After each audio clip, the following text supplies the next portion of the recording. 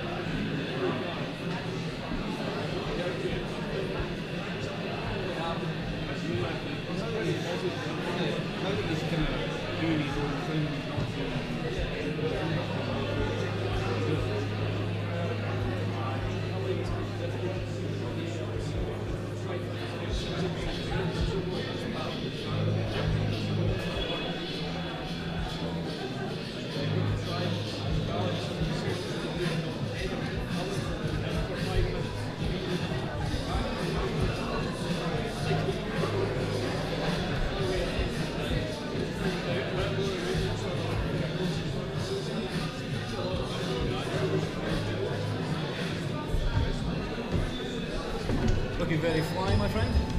I was swithering on whether to go with the suit, but I thought I'd go with Owen, relaxed. I did have top lights and I wasn't there in the suit.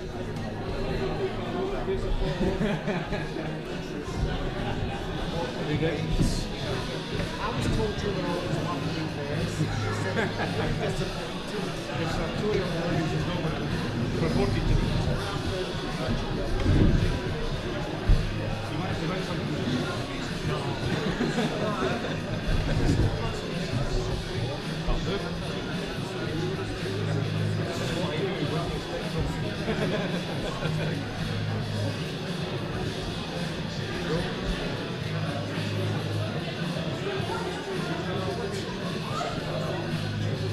So we're showing you should be on the off scene.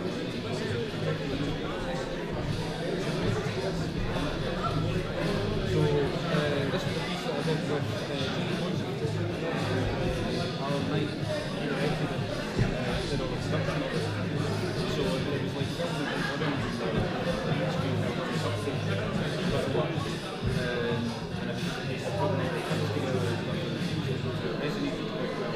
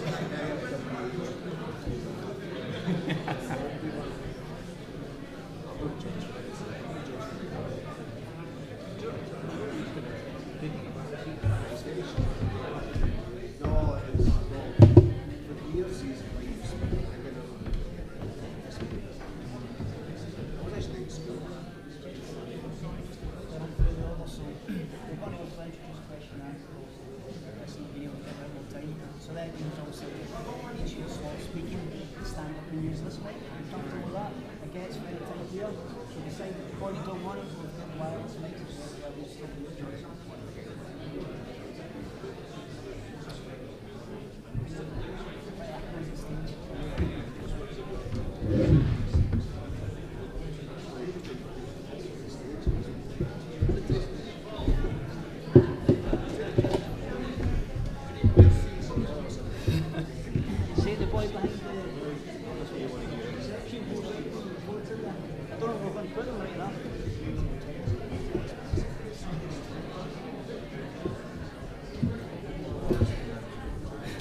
Ladies and gentlemen, we'll just be starting in a few moments. We're just a nice problem to have, or we need to get more seats out because of the turnout, so we'll just keep you a few more minutes.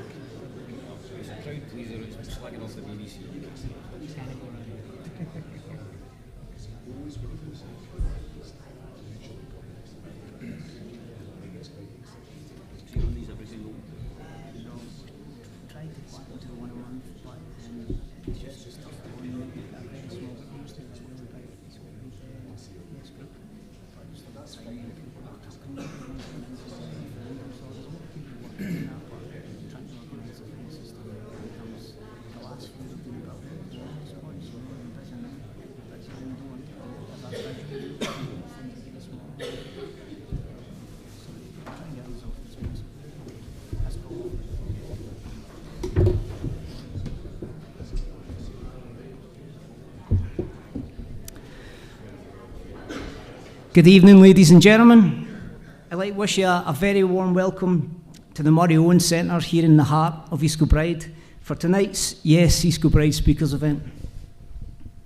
As well as being the company of all you who have come out to join us tonight, tonight's event will also be getting streamed live across the country and indeed across the globe thanks to our friends at Independence Live.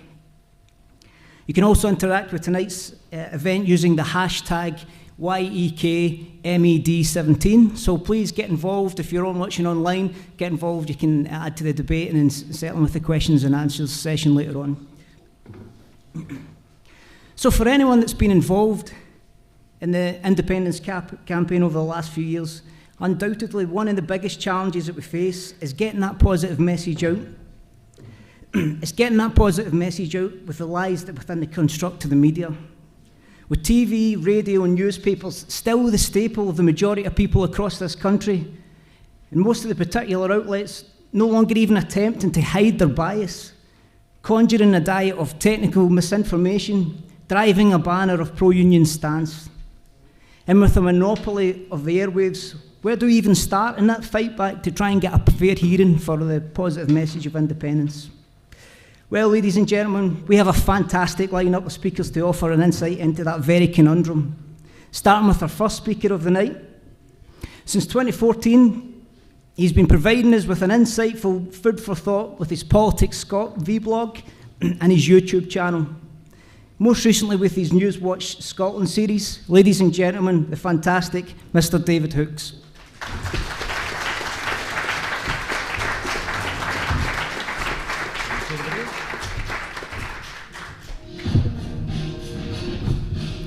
Enjoy the video first.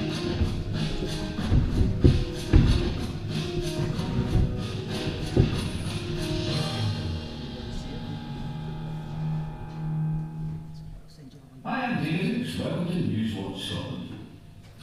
Do you know what a doorstepping is? It's a journalistic term, and it means forcing an interview with someone without their prior consent, or to put it another way, confronting them. Remember when the Michelle Thompson story broke? BBC Scotland wasted no time in confronting Nicola Sturgeon. Michelle Thompson maintains that all of her business dealings are entirely within the law. She's herself, as I understand, under investigation by the police. The SNP leader was in fact confronted on more than one occasion. Do you regret endorsing Michelle Thompson? A law at the time, Daily Telegraph, falsely claimed Nicola Sturgeon wanted David Cameron to win the 2015 general election. And let's bring you some breaking news now. Scottish First Minister Nicola Sturgeon giving her reaction to the reports within the Daily Telegraph which suggested she'd prefer David Cameron as Prime Minister to Ed Miliband. The SNP leader was confronted in Glasgow that very day. Did you, at any stage, say that you would prefer David Cameron as Prime Minister to Ed Miliband? Absolutely, 100% categorically, no, I did not. Now that interview was at times pretty sexy and highly suggestive. You've spent 5 years saying that Scotland should be independent because of the Tories. This is not a certain attraction for you in continuing to campaign on that basis after the election. Okay, just correct, but let me make clear that you're asking me to comment on comments where you won't tell me who sent these comments, but I'm expecting to somehow, believe that those comments have been made. It's worth pointing out that the accusations against both Michelle Thompson and Nicola Sturgeon were ultimately proven to be baseless. Baseless smears, though, were enough for BBC Scotland to dispatch senior reporters to confront and question the SNP leader on camera. But BBC Scotland appears to operate different rules depending on which political leader is at the centre of a controversy.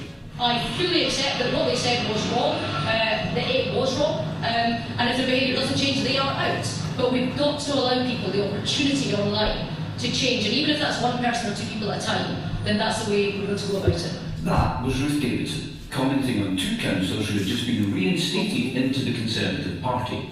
You'll notice that unlike Nicola Sturgeon, Ruth faced no questions. That's odd when you consider what kind of people Ruth had just reinstated. Scottish Tory councillor Alistair Moodie had posted anti-Catholic and sexually explicit messages on social media. Scottish Tory councillor Robert Davies had posted racist messages on social media.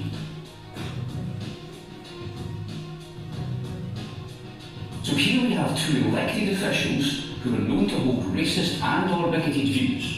And racism and bigotry are at the extreme end of what most people would consider highly inappropriate behaviour. Yet Ruth Davidson is allowed to make a statement to camera without facing one single question from the BBC. What they said was wrong, that it was wrong, and if their behaviour doesn't change, they are out. The refusal to post a question to the leader of the Scottish Conservatives on camera is even more bizarre when you consider Ruth Davidson had refused to give interviews on the subject of the two councillors for days.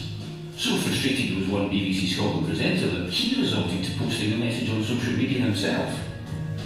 So why, when a high-profile BBC presenter was complaining about Ruth Davidson repeatedly refusing to be interviewed, was a BBC Scotland camera dispatched to just film her without apparently having prepared one solitary question?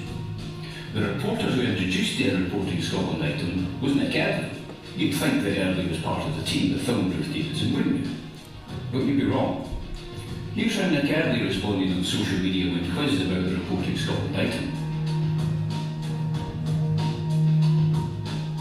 That's a BBC Scotland reporter accusing someone of engaging in a conspiracy theory for asking a question. According to Early, he wasn't present when Ruth Davidson was filmed, so who arranged and conducted the filming, and why did Early present the item on Reporting Scotland?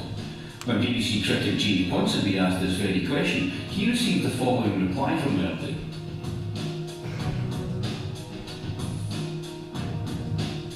In her statement, Davidson claims both councillors have apologised and are currently receiving diversity training.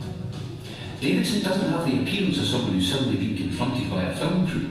There's little sign of discomfort, it's all very neat and tidy.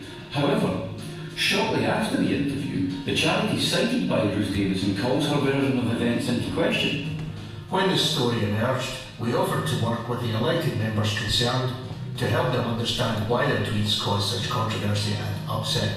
A Conservative Party spokesperson indicated that the member involved would take part in such a meeting. Sadly, we have heard nothing from either the councillor or the party. So Ruth Davidson's statement was never challenged by anyone at the BBC. Why was she not subjected to the same aggressive and probing style of questioning Nicola Sturgeon routinely endures? It's almost as though BBC Scotland didn't want to damage the image of Ruth Davidson they had helped to cultivate. The Scottish Conservative leader attends Cabinet at Downing Street and says the government's position on Brexit must change. The Scottish Tory leader wields more power than ever at Westminster. Her group of 13 MPs a glimpse of light for the Tories in a bleak election. They promised to fight Scotland's corner. BBC Scotland reporters have repeatedly praised Ruth Davidson since the general election. According to some, Ruth Davidson won the general election in Scotland. Right now, the Scottish Tory group at Westminster, the new group, they feel a bit like Team Ruth, because they fought a different campaign in Scotland on different issues, and they had a different outcome. They won. Others have heaped gushing praise on the Scottish Tory leader. We might be seeing more of this from Ruth Davidson. She is very much an invigorated leader, of course, after her success at the general election. The Tories are saying she's very much her own woman, so maybe watch this space. There is no doubt that Ruth Davidson wasn't pursued on the issue of the two councillors to any great extent. She reinstated into her party one councillor who holds racist views and one who holds sectarian views. But they aren't the only Scottish Conservatives to hold objectionable views and to have posted them on social media. On September 1st, 11 days after the councillors were reinstated, Ruth Davidson appeared on Radio Scotland's flagship morning radio programme, Good Morning Scotland. The Scottish Conservative leader wasn't there to answer questions on any of her councillors.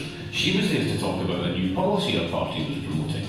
Halfway through the interview, though, presenter Gary Robertson went off script and pressed her on the issue of the two councillors.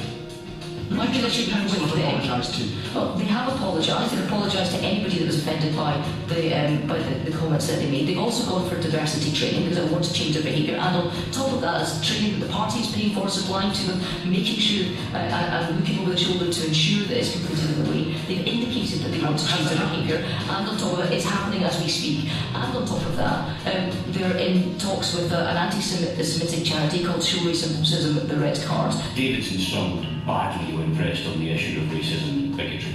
We can only wonder how she would have coped had she been confronted with similar tough questions on primetime TV. And the scandals involving Scottish Tory councillors have kept coming. Since the Good Morning Scotland interview, two more have hit the headlines. On September 22nd, Kathleen Leslie was struck off the teaching registry for posting abusive messages targeting Nicola Sturgeon. On the same day, Tory councillor Michael Jameson was charged over child abuse images. And interestingly, unlike STV, when BBC Scotland published the child abuse story, the word Tory was missing from the headline. Does the BBC always hide the party leading such headlines?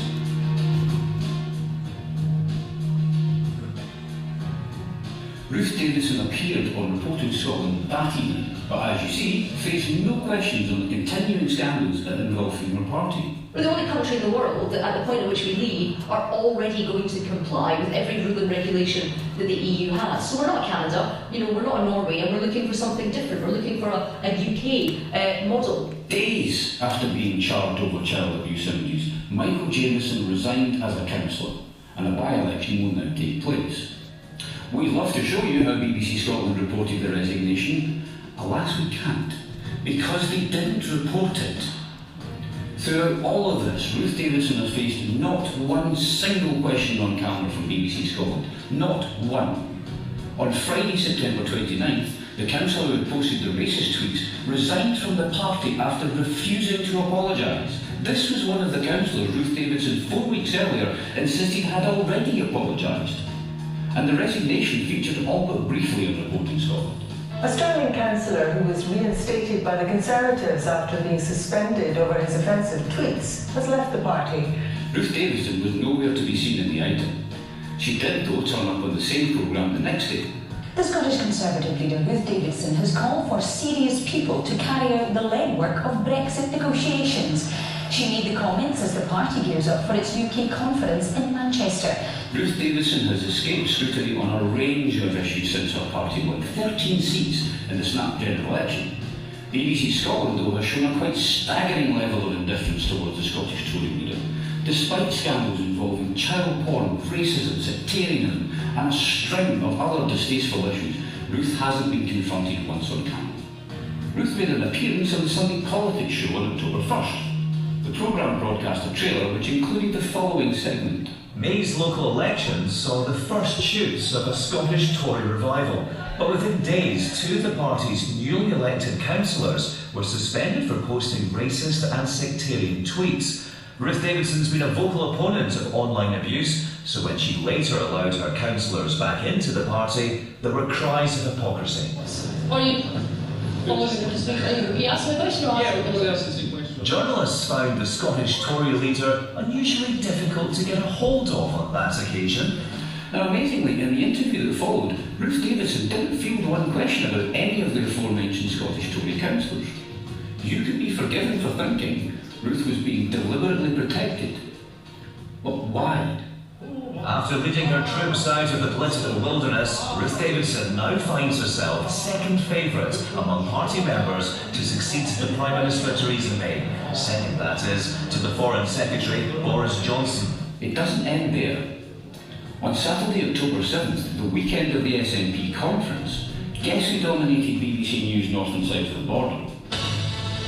Hello, good evening. The leader of the Scottish Conservatives has told the UK party to get its house in order and back the Prime Minister Theresa May. The bulletin was based on comments Davidson had given in a Radio 4 interview with BBC presenter Nick Robertson.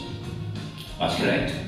On the weekend of the SNP conference, the BBC's former political editor invited the leader of the Scottish Conservatives onto his programme. And that was less than a week after Davidson's own party conference where she'd enjoyed similar headlines. Incredibly, she appeared on the BBC again the very next day. At the Tory party conference there was one irrepressible, ebullient figure with a boyish haircut, patrolling the fringe and lining the conference floor. I'm not talking about Boris Johnson, but one of his greatest admirers, Ruth Davidson, and she's with me now. Ruth Davidson is being touted as a future UK Prime Minister. Her image is being carefully manipulated by a friendly and compliant media. The Scottish Conservative leader is being presented as someone ordinary people can trust, influential, popular, down-to-earth, politically savvy. Pursuing her over racist sectarian councillors might tarnish that carefully nurtured image, and that wouldn't help Ruth at all now, would it? Not convinced? Ask yourself a question. What if the councillors who hit the headlines over child porn, racism and bigotry had been from the SNP? No wonder Ruth Davidson is laughing. As ever, draw your own conclusions.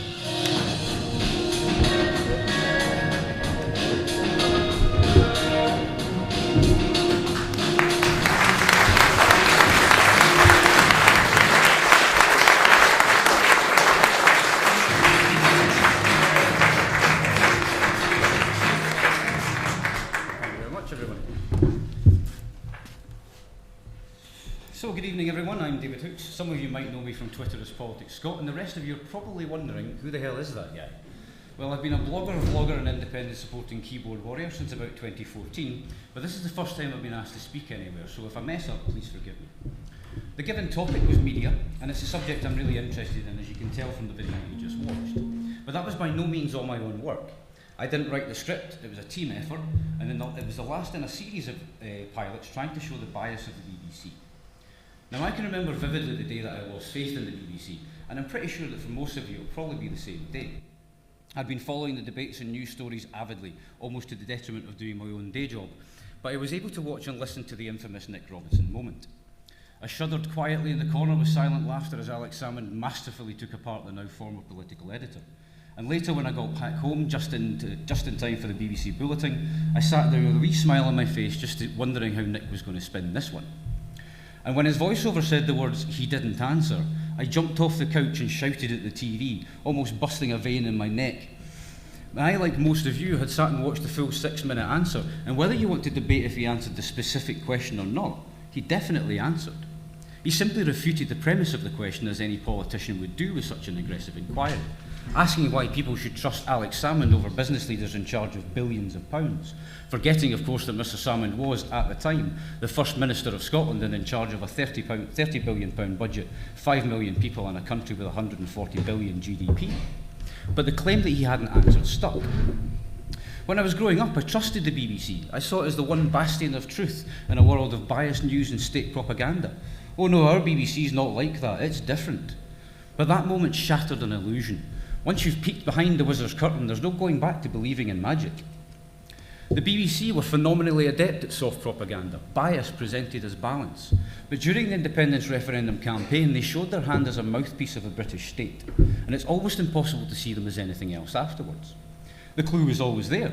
The first B stands for British after all, but once you see it, you can't unsee it. The audience plants of Tory and Labour councillors or Britain First activists in Question Time, the interrupting of SNP guests while 3 unionists are allowed to make their points unhindered, the antagonistic style of Jackie Bird interviewing independent supporters versus pro-union politicians and commentators. Hundreds of small pieces of bias are present in our media, and most people are completely oblivious to it, at least consciously. Just this past weekend on the BBC's Sunday Politics show, there were several instances of overt and subtle bias. From the way they spoke about Alex Salmond's show and only talked about where it was being broadcast, rather than discussing who was on the show, or the fact it was a huge coup for the former First Minister to get Catalonia President Charles Puigdemont on as a guest.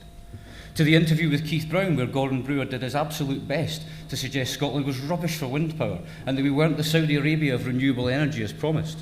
Never mind that energy policy is ultimately reserved to Westminster. Never mind the £1 billion carbon capture scheme that was cancelled by the Conservatives. Never mind the subsidy cuts made at the last minute that caused wind farm projects to be cut and cancelled.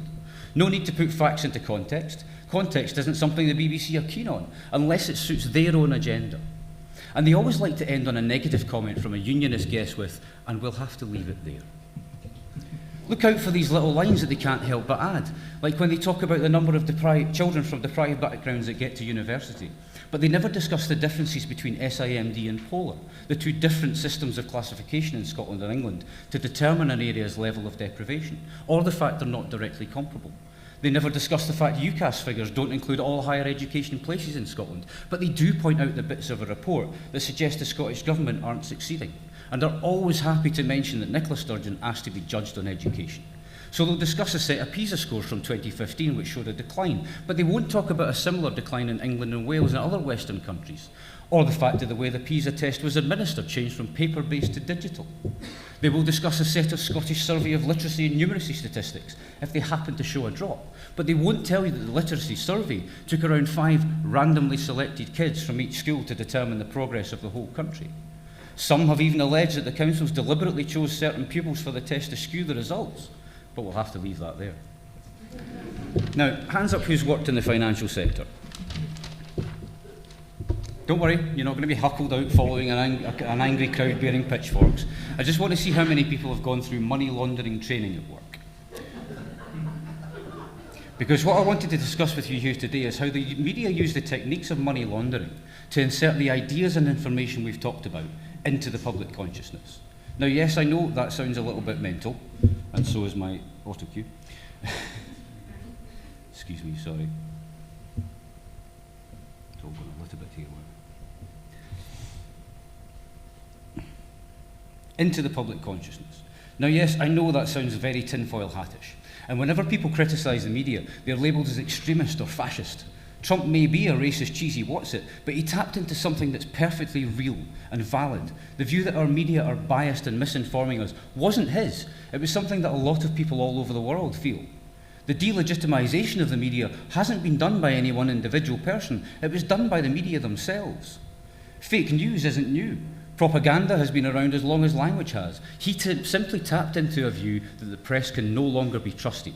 That their agenda wasn't to present the truth, but presenting the news people want, or at least the news that certain people want you to hear. That's how you... Excuse me. Because people do read the news they agree with and avoid the news they don't agree with. That's how you end up with papers like the Daily Hate Mail and the Express, and channels like Sky News. So money laundering is the act of taking dirty money from criminally acquired sources and making it clean. The media take pieces of information that suit the agenda they want to present and make it believed. For those who aren't aware, making fake money or information real is a three-stage process. There's placement, layering, and integration. In the financial world, placement is where money is first put into the system, maybe buying an expensive watch or putting money into an account. There are limits which trigger investigations, but as long as you stay within the limits and stay below the level, nobody looks too deeply. If you know the right places to hide the money, nobody asks any questions at all. Just ask the Queen. Then there's layering, moving the money around, performing multiple transactions until the initial source of the money is lost. Then we have integration, taking this layered money back out as legitimate gains, maybe through share dividends or a return on an investment. It's basically Bitcoin's business model. And these same techniques are used by our media. They decide what the news is, they set the agenda, they control the narrative, and with the exception of large-scale events, they control the news you hear. But who are they? It's not a secret cabal who meet every night and decide what the news is going to be tomorrow, and yet somehow the same phrases manage to work their way in, the same story appearing in more than one news outlet. Does everyone remember when the same bogus Labour press release somehow managed to be reported by several different papers? Not one of them bothered to check the veracity or accuracy of the information. They just took the press release, wrote it up into a story, and presented it as news. This is placement. It's part of a system. It's about how things are done. It's not even always intentional. It's more just a learned behaviour. This is how the job is done.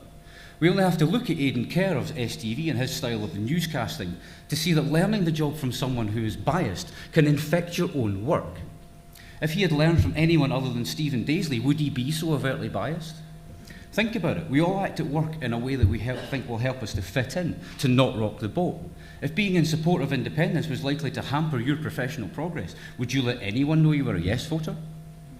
But placement is about more, though, than just the first act of telling the story. It's also about where you put the news, which story is a headline, which one takes a back seat. There is, of course, always going to be news that's positive for the Scottish Government, so how do you handle that? Well, there's a couple of ways. One is to present the initial positive story, usually by referring to the SNP or Nicola Sturgeon, rather than using the terms Scottish Government or First Minister, and always followed by the words, "but critics say," and some negation of the original positive story.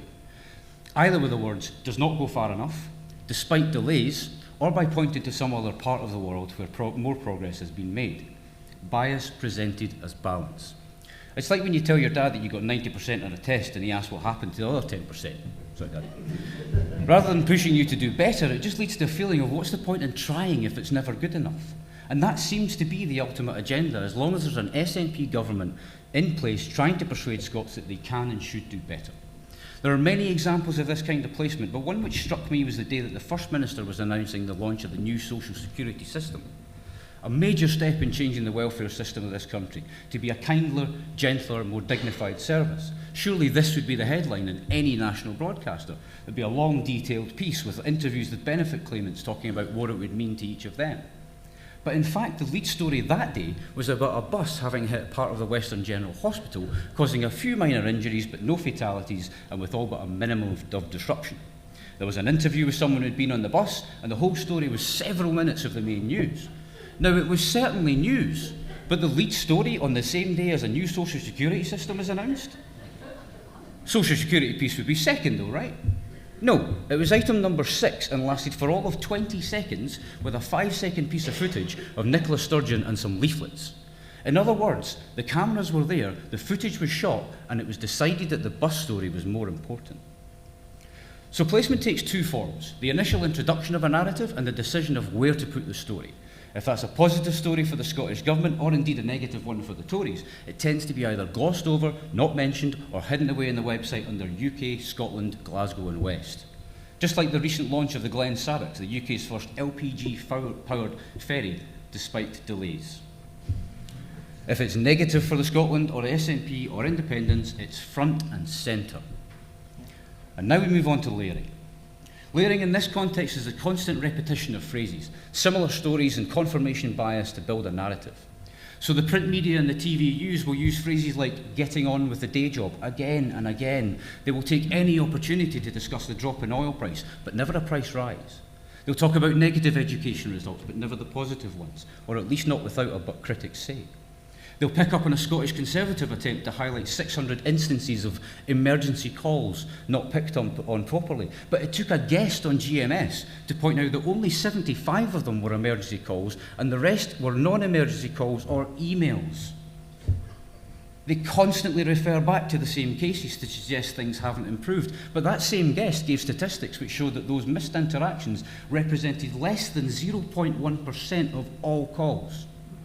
And just yesterday, on Reporting Scotland, the narrative that the Scottish Tory MPs are more effective than the SNP was given yet another layer with the Chancellor's announcement on VAT for the police and fire services. The BBC in Scotland dutifully broadcast the clip of the Chancellor giving credit to the unseen 13 and blaming SNP obstinates. No mention that the merging of the police forces was Tory policy too. No mention of the previous Scottish Tory objection to removing VAT.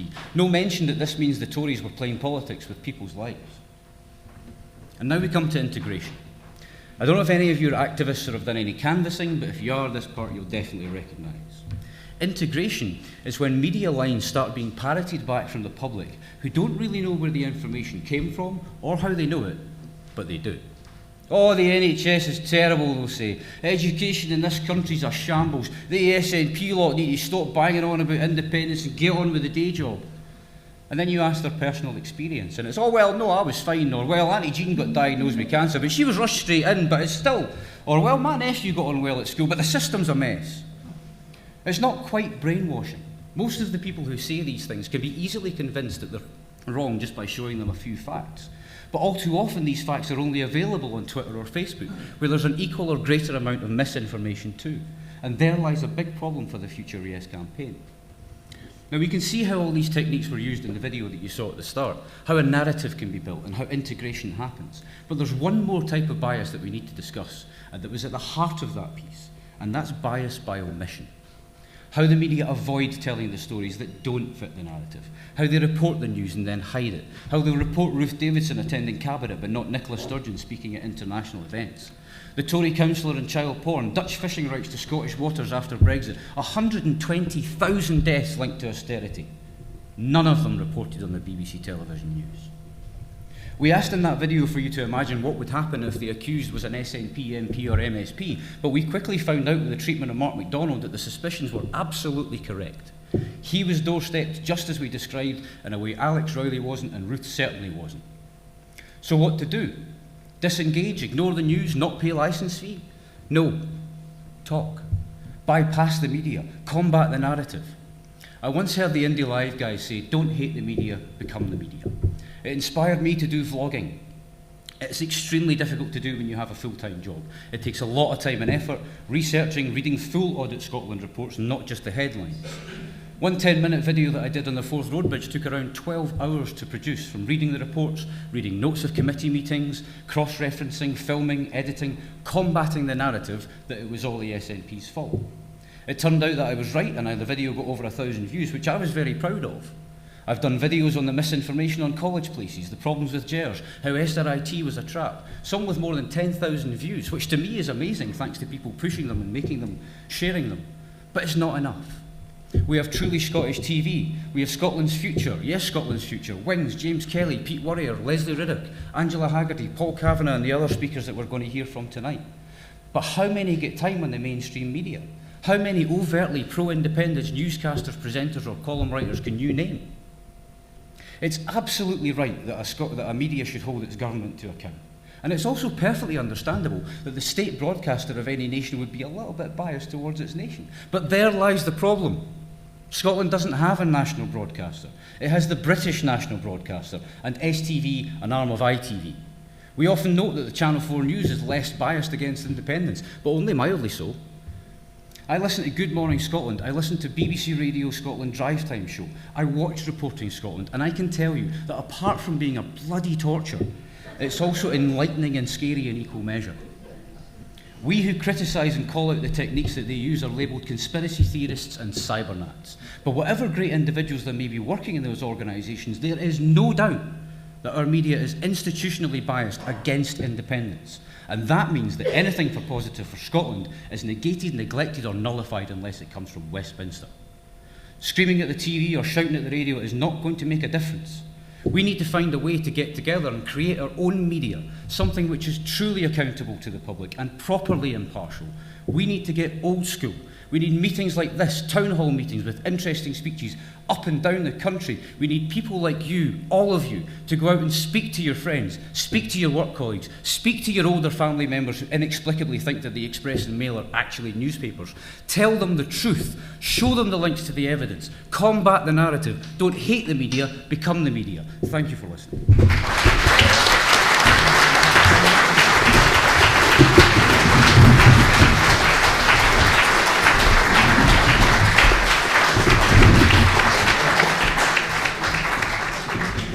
Ladies and gentlemen, the fantastic Mr. David Hooks.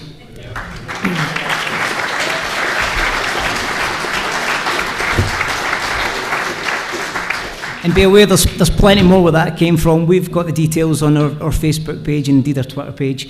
PoliticsScot, go on there, there's some fantastic stuff, real great insight, I highly recommend it. Unfortunately, I'm slightly disappointed to announce that our next scheduled speaker unfortunately can't make it tonight.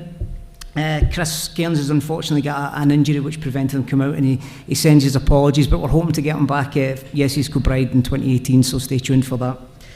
And then that takes us on to our next speaker. Our next speaker is a true modern Scottish talent. With his instantly recognisable artwork regularly featured in the national newspaper, very much an observer in our times, ladies and gentlemen, the author and cartoonist, Mr. Greg Moodie.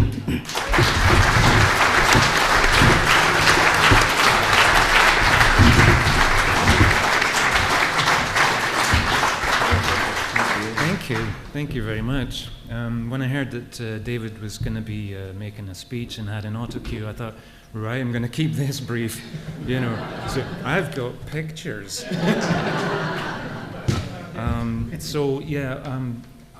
Chris does send his apologies, and it's amazing, really. The poor wee guy is flat on his little back. You know, Chris is like here. Now, which of us do you think has a bad back? You know, I lift all the boxes.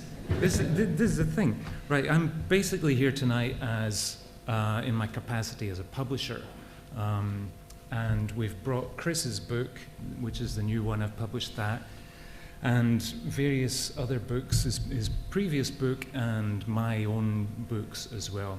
So, if you can buy a copy, you're basically supporting pro-independence publishing in Scotland, so I urge you to please do that. Now, just about, oh, by the way, Chris does have a speech to make, and as he said to me, you heard it at the Yes Bar, so it was basically just buy my book. So, for those of you who don't know me, why not? What? I've been alive forever, you know, and I've been cartooning pro-yes stuff forever. So, geez, slackers or what? Anyway, I'm the cartoonist at the I'm one of two cartoonists at the National now, because the National's actually bucking the trend in this regard. We go along with the hire, don't fire approach to cartooning, but I don't actually think of myself as a cartoonist because, as people regularly point out, he doesn't draw. There's no drawing, you know, and I'm quite happy about this. I think of myself as a deviant collagist of the sort of Dada school. God, that sounded really... that didn't sound good. Forget that last bit. Anyway, this is the kind of thing that I do, and been doing it now for quite a long time, and been doing it before the Indie Ref came along. And what I used to do was, I mean, this is so long ago, that the approach that I took back then is the same approach that I take now, which is to actually take photographs, draw them, cut them up, literally. If I can demonstrate here, this cartoon from 1992, and as you can see or not, it's basically little bits of things cut out and stuck onto the page. And then you would go to the local photocopy place, get it photocopied, do some Tipexing and drawing over, you know, and then the whole thing appeared like that in the paper. So what's that? 1992. Oh, Before I was born. Geez, I'm old. I really am. That's terrible. You know, I wasn't even young at that point. Anyway, what else was I going to say? Basically, yeah, there's not really much. I'm not going to say much about the whole independence case. Obviously, you know, I've been a pro-yeser since the last time I voted for Labour was Neil Kinnock. So, how long ago are we talking? Oh, sorry about that. I take that back. But it's true that. But you know, it could have been a lot worse. I could have voted for Tony Blair. No, draw the line there. So I can't even remember how, you know. Refresh my memory. When was that? Geez, 1992. So basically, I'm obviously pro-yes, and I'll leave it to Paul and the other guys to, you know, do more of that kind of thing. But I'm really just kind of keen to urge you to support us when we produce our little independent projects, our little books that we put out.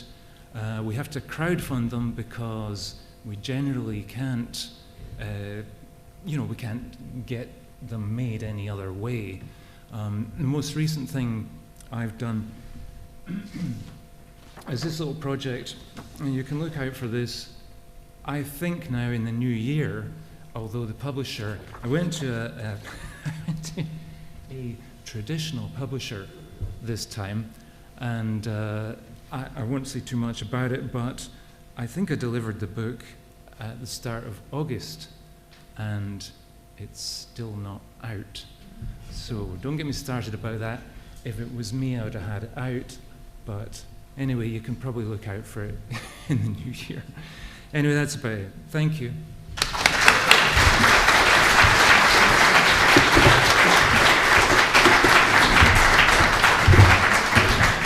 Ladies and gentlemen, Mr. Greg Moodie.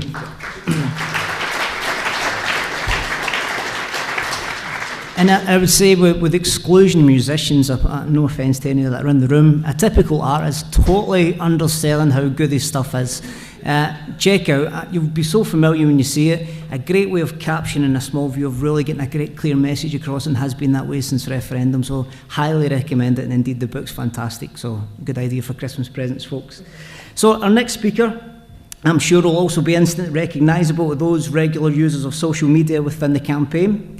He's using his vlogger page, showing my age as well, vlogger page to review the latest headlines, as well as carry out brilliant interviews with a range of different personalities across the spectrum. From IndyCar Live, ladies and gentlemen, Mr. Gordon Ross.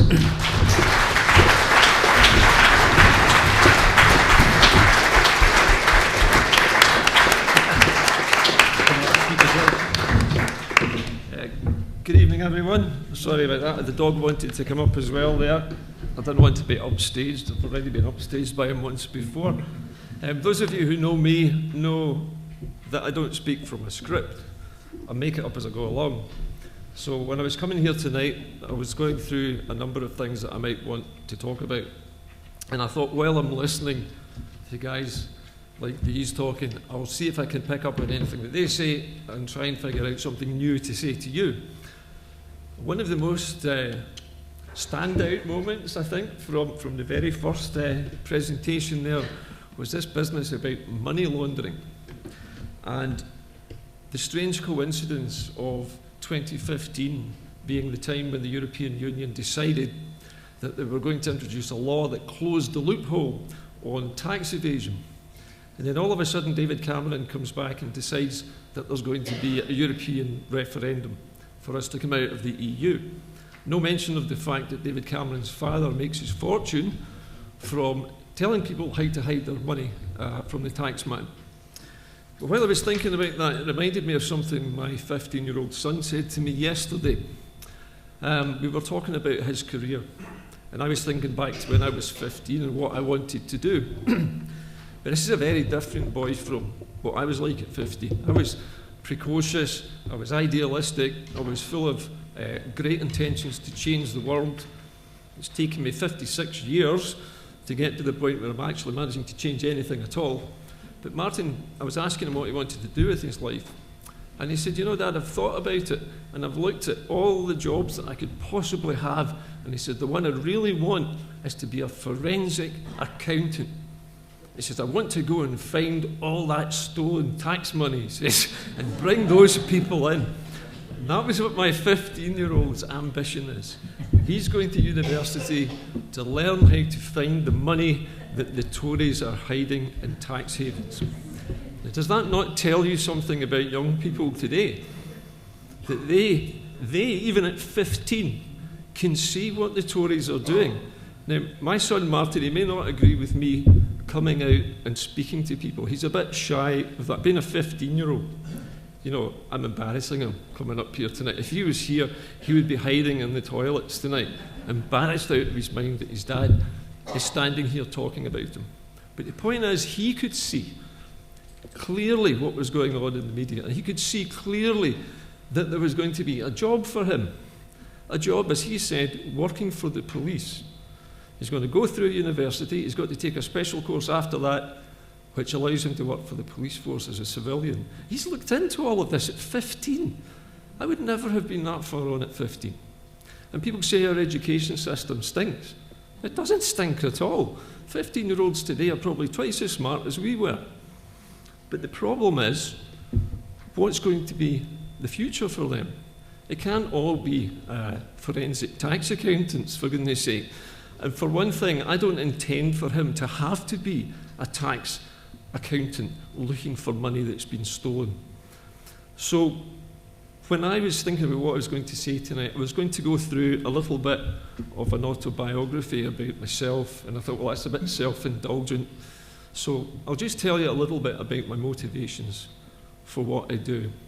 When was it? 6 months ago, I had just finished a lesson with a young lady who was still at school. She was 17, and I said to her, what are you going to do when you leave school? And she said, I'm going to go to university and do politics.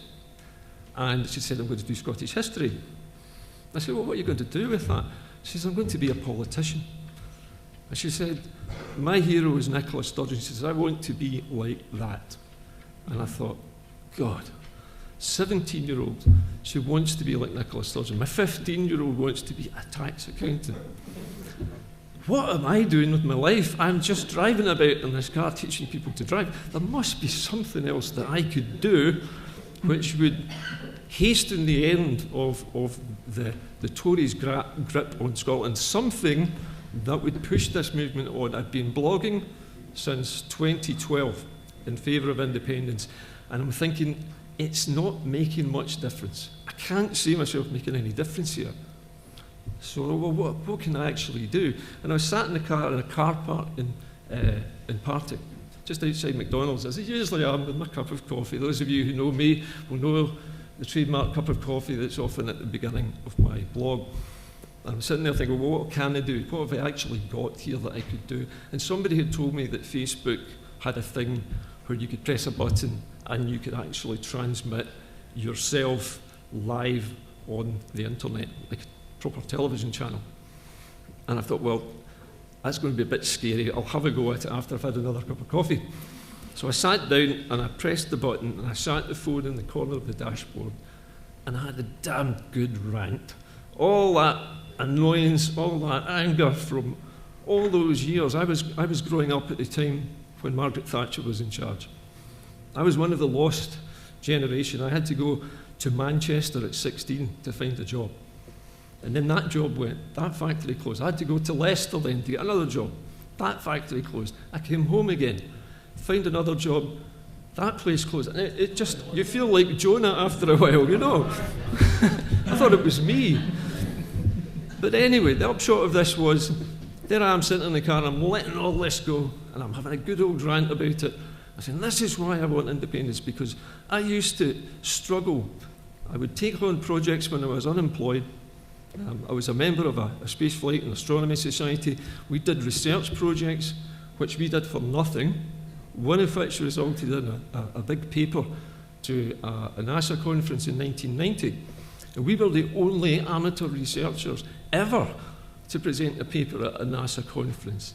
And the guys from NASA and the guys from the Jet Propulsion Laboratory used to come over to our flat to talk to us about the work that we were doing. And they're looking at us going, why are you guys not in the university? Why are you not getting any funding? I said, well, look at London. That's why we're not getting any funding. We aren't able to rule ourselves. We can't fund ourselves because we don't have a government which can do that. We can't say, let's have a space program. We can't say, let's build our own satellites here, because we don't have the power to do that. And that was what made me want to do this, to change things so that we get that power. And we don't have a generation of kids like I was, who were frustrated, depressed. Some of them would turn to drink, some of them would get into drugs, other people just were so depressed they could hardly move. It was a bad time. Those of you, I'm looking around the hall here, and I see a lot of people my age here, and I think you remember what the 1980s was like if you were growing up in it. Yes? It wasn't nice, was it? No, it wasn't. Exactly. And where are we now? In the same place, exactly. The gentlemen here tonight have been talking about the role of the media, and we should become the media. Well, we are the media. I'm the media, these guys are the media. I don't get paid. These fellas don't get paid. There's a couple along the end, I think they make a bit of money out of it. But mostly it's a semi-professional sport doing this. And we need to fight for better wages, we really do. But anyway, the point is that if I can do this, and I can sit in a car and I can chat to you through my phone, and you guys tune in each day and listen to what I say, then that's great.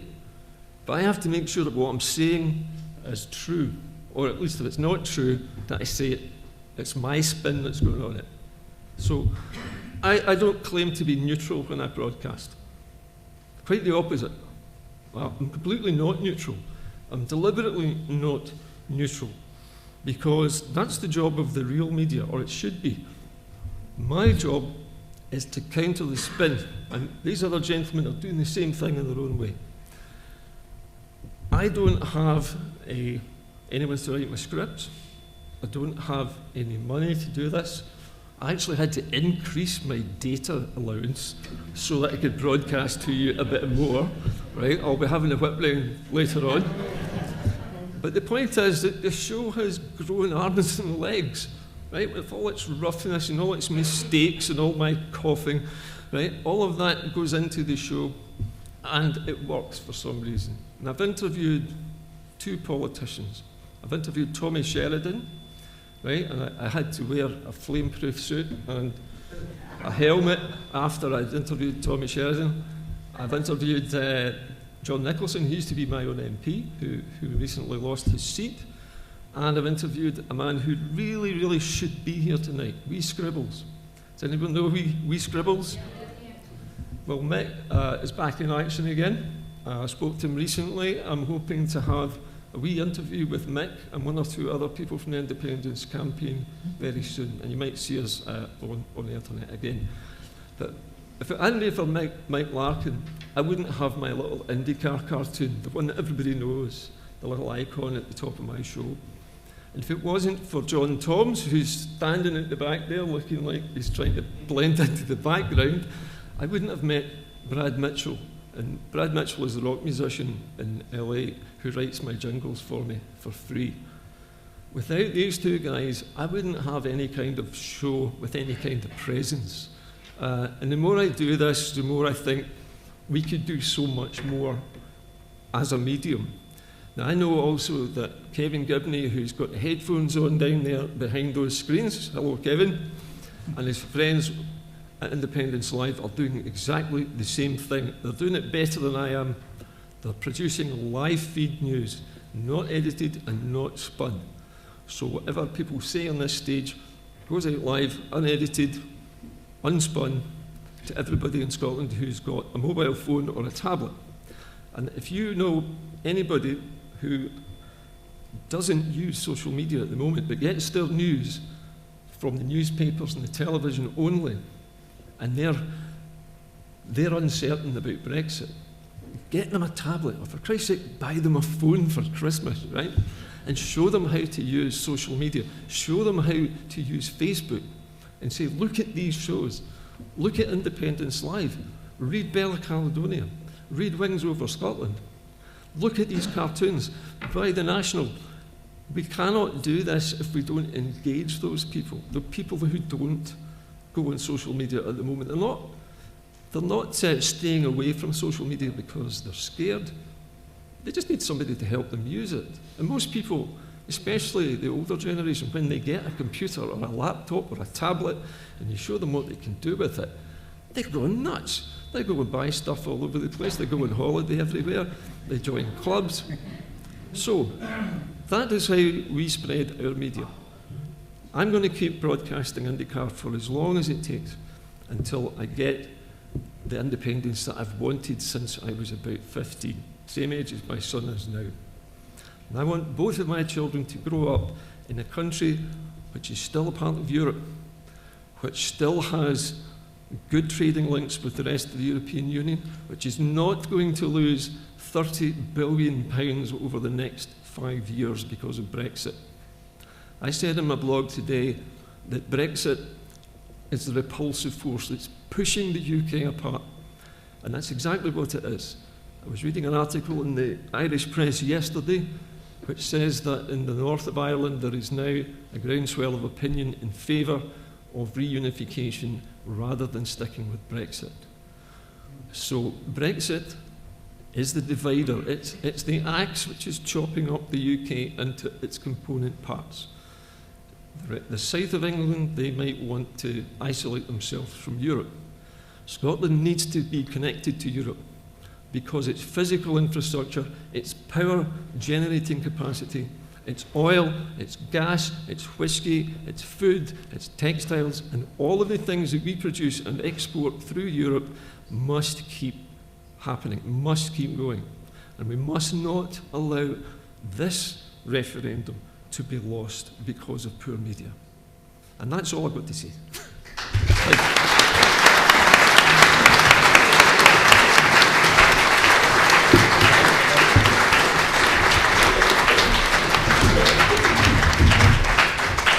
Mr. Gordon Ross.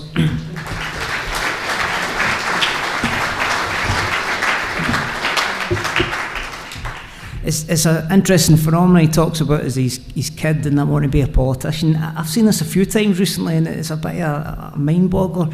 When I was that age I was convinced I was going to be a rock star. And most people my age, and when I hear kids saying, no, I want to be a politician, you're like, I'm not sure if it's a good thing, you know, but hey ho, gets them involved.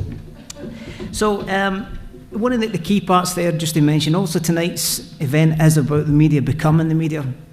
As I mentioned at the opening kind of gambit, it's our biggest challenge.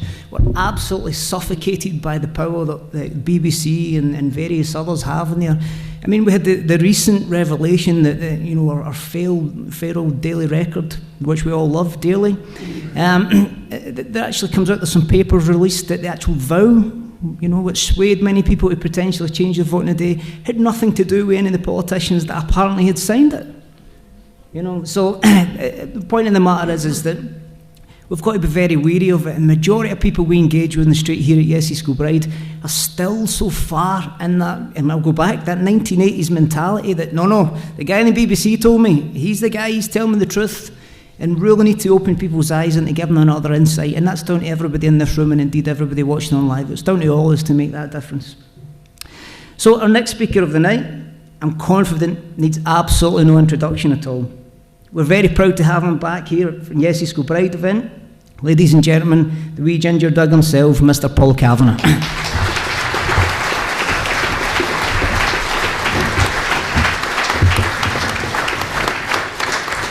Well, thank you all very much, or should I say, spasiba tovarichi. That's the latest myth that we're getting from the British nationalist press, that the only reason that we're all here tonight is because we're all agents of the Kremlin. Personally, I wish I was an agent of the Kremlin, and then I wouldn't be living up a close in the East End of Glasgow. But it does kind of strike me odd that we've had all this in supposedly respectable newspapers by supposedly respectable writers, writing supposedly respectable articles about how there's all this the Russian intelligence services interfering in the Scottish independence debate. And yet you'd think that out of the two states involved, the former Soviet Union, Russia, and the British state, one of them has considerably more at stake than the other does. But when you start to talk about or wonder about, the influence of the British intelligence services in the Scottish independence debate, then all of a sudden you're a tinfoil hat conspiracy theorist. So it is kind of odd. But anyway, it's by the by. The other thing I don't understand about the whole Russian thing is that if what the British nationalists are always telling us, that that Scotland is an economic basket case which is only kept afloat by the injection of billions and billions of pounds from the Conservatives, from the Tory government, which makes, by the way, Scotland the only thing in the world that the Conservatives throw large amounts of money at out of sheer altruism and no other reason. You would think, though, that if that was true, then Scotland becoming independent would actually strengthen the rest of the United Kingdom, and therefore the Russians would be opposed to it. So I don't really quite get the logic, but never mind. But what I wanted really to talk about tonight was what other speakers have been talking about the media. I became involved in the Scottish independence debate way back in 2009, I think it was, when Newsnet was founded. And someone mentioned earlier about how you don't see, pro-independence people being interviewed on the television very often. I know certainly I won't be interviewed much on the BBC because I'm one of those people that former BBC Scotland director Ken McQuarrie referred to as those bastards from Newsnet, which is a badge I wear with pride, I have to be honest. But Newsnet was founded, the whole Scottish digital media revolution started because of dissatisfaction with the way that the mainstream media in Scotland, and the BBC in particular, was manipulating news and misleading us. And it began because of the Stephen Purcell affair. Now, to his credit, Stephen Purcell has since come out as a supporter of Scottish independence.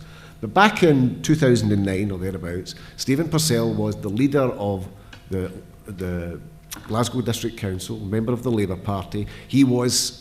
He had a bright future ahead of him in the national politics of the Labour Party. That was what was all being touted as.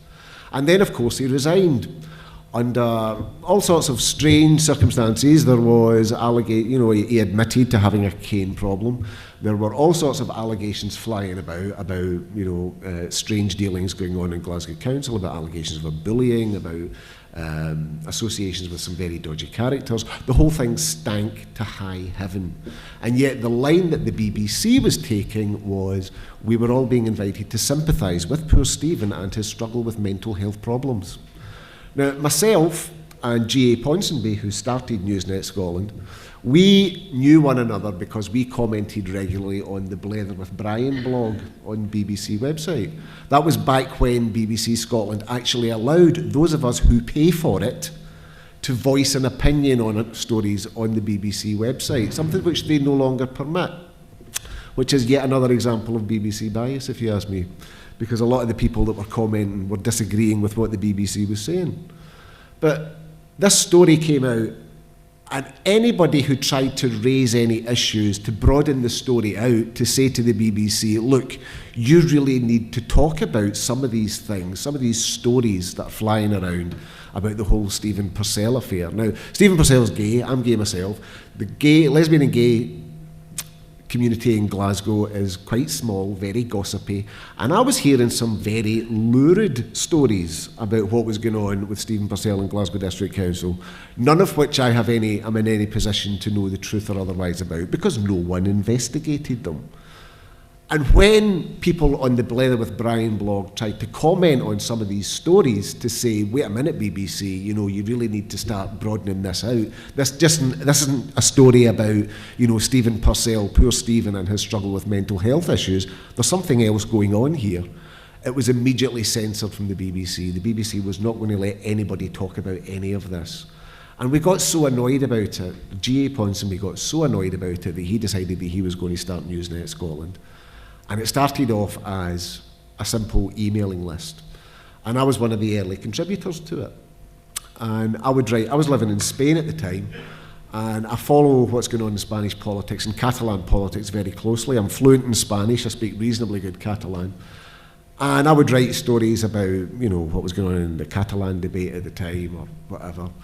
And what I used to do when I was in Spain was editing an English language features magazine, which I'd closed down about a year before. And then I said to him one day, look, you know, you've got some really good stuff in this news sheet, but you've also got stuff that's just, the spelling and the punctuation is atrocious, you know, it's really bad. Now, you might think that the important thing is the content of the story. And that's true, but how you present it counts. If you've got bad spelling, if you've got bad punctuation, that's all that people see, and they say to themselves, you know, if you can't be asked to correct your spelling and your punctuation, can you be asked to check your facts? And it really does affect your credibility. So I says, you really need a good sub-editor. I says, I've been editing a magazine for years, I said, so, you know, I'll do it until you find someone else, famous last words. And that's how I got sucked into Newsnet Scotland. And when I do finally shuffle off this mortal coil myself, that's what I want put on my gravestone. I want I-corrected apostrophes for Scottish independence. Because some buggers got to do it. But at the time, we had no idea when we started Newsnet Scotland. A few months after that, we got a donation from a Scottish guy living in Australia, which allowed us to start a proper website for the paper, and it became a proper online digital newspaper for the first time. And we were totally unprepared for the response that it got. We were getting hundreds and hundreds of comments on every story. In fact, it was such that we were so overwhelmed by it that we actually ended up, quite ironically, having to really, it was a kind of bonfire of the comments very often on Newsnet, because we just didn't have the people to physically go through all these comments that were getting made. It was, in a sense, it was the biggest con trick in Scotland at the time, because the perception was that Newsnet was this huge big conspiracy, and our critics in the mainstream media were accusing us of being some sort of SNP plot to undermine the mainstream media. Newsnet was, in fact, two guys, a woman and a Doug. That was Newsnet. And we were giving the mainstream media a run for their money. But the response that it got really proved that there was a huge, huge appetite in this country for news and commentary from a pro-independence perspective, because we just weren't getting it at all. The BBC, to this very day, their concept of balance in dealing with the independence debate is to have one person from the SNP and 3 unionists. That's still what they consider balance. And we now live in a country where almost half the population supports the cause of independence. And that's a massive, massive achievement, because we've achieved that in the teeth of the concerted opposition of virtually the entire media in this country, with a couple of honourable exceptions, which I'll get onto shortly. Now, like I said, I lived in Spain for 16 years. I speak Spanish, I speak Catalan, I follow the Catalan press very closely, I read Catalan newspapers, I watched Catalan television when I lived in Spain, and I am convinced that if Scotland had a media like they have in Catalonia, in Scotland we have 39 daily newspapers in this country. One of them supports independence, and that's only 3 years old.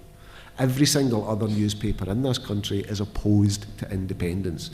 And that's in a country where half the population supports Scottish independence. In Catalonia, the media is far more balanced in terms of how it represents the views of society.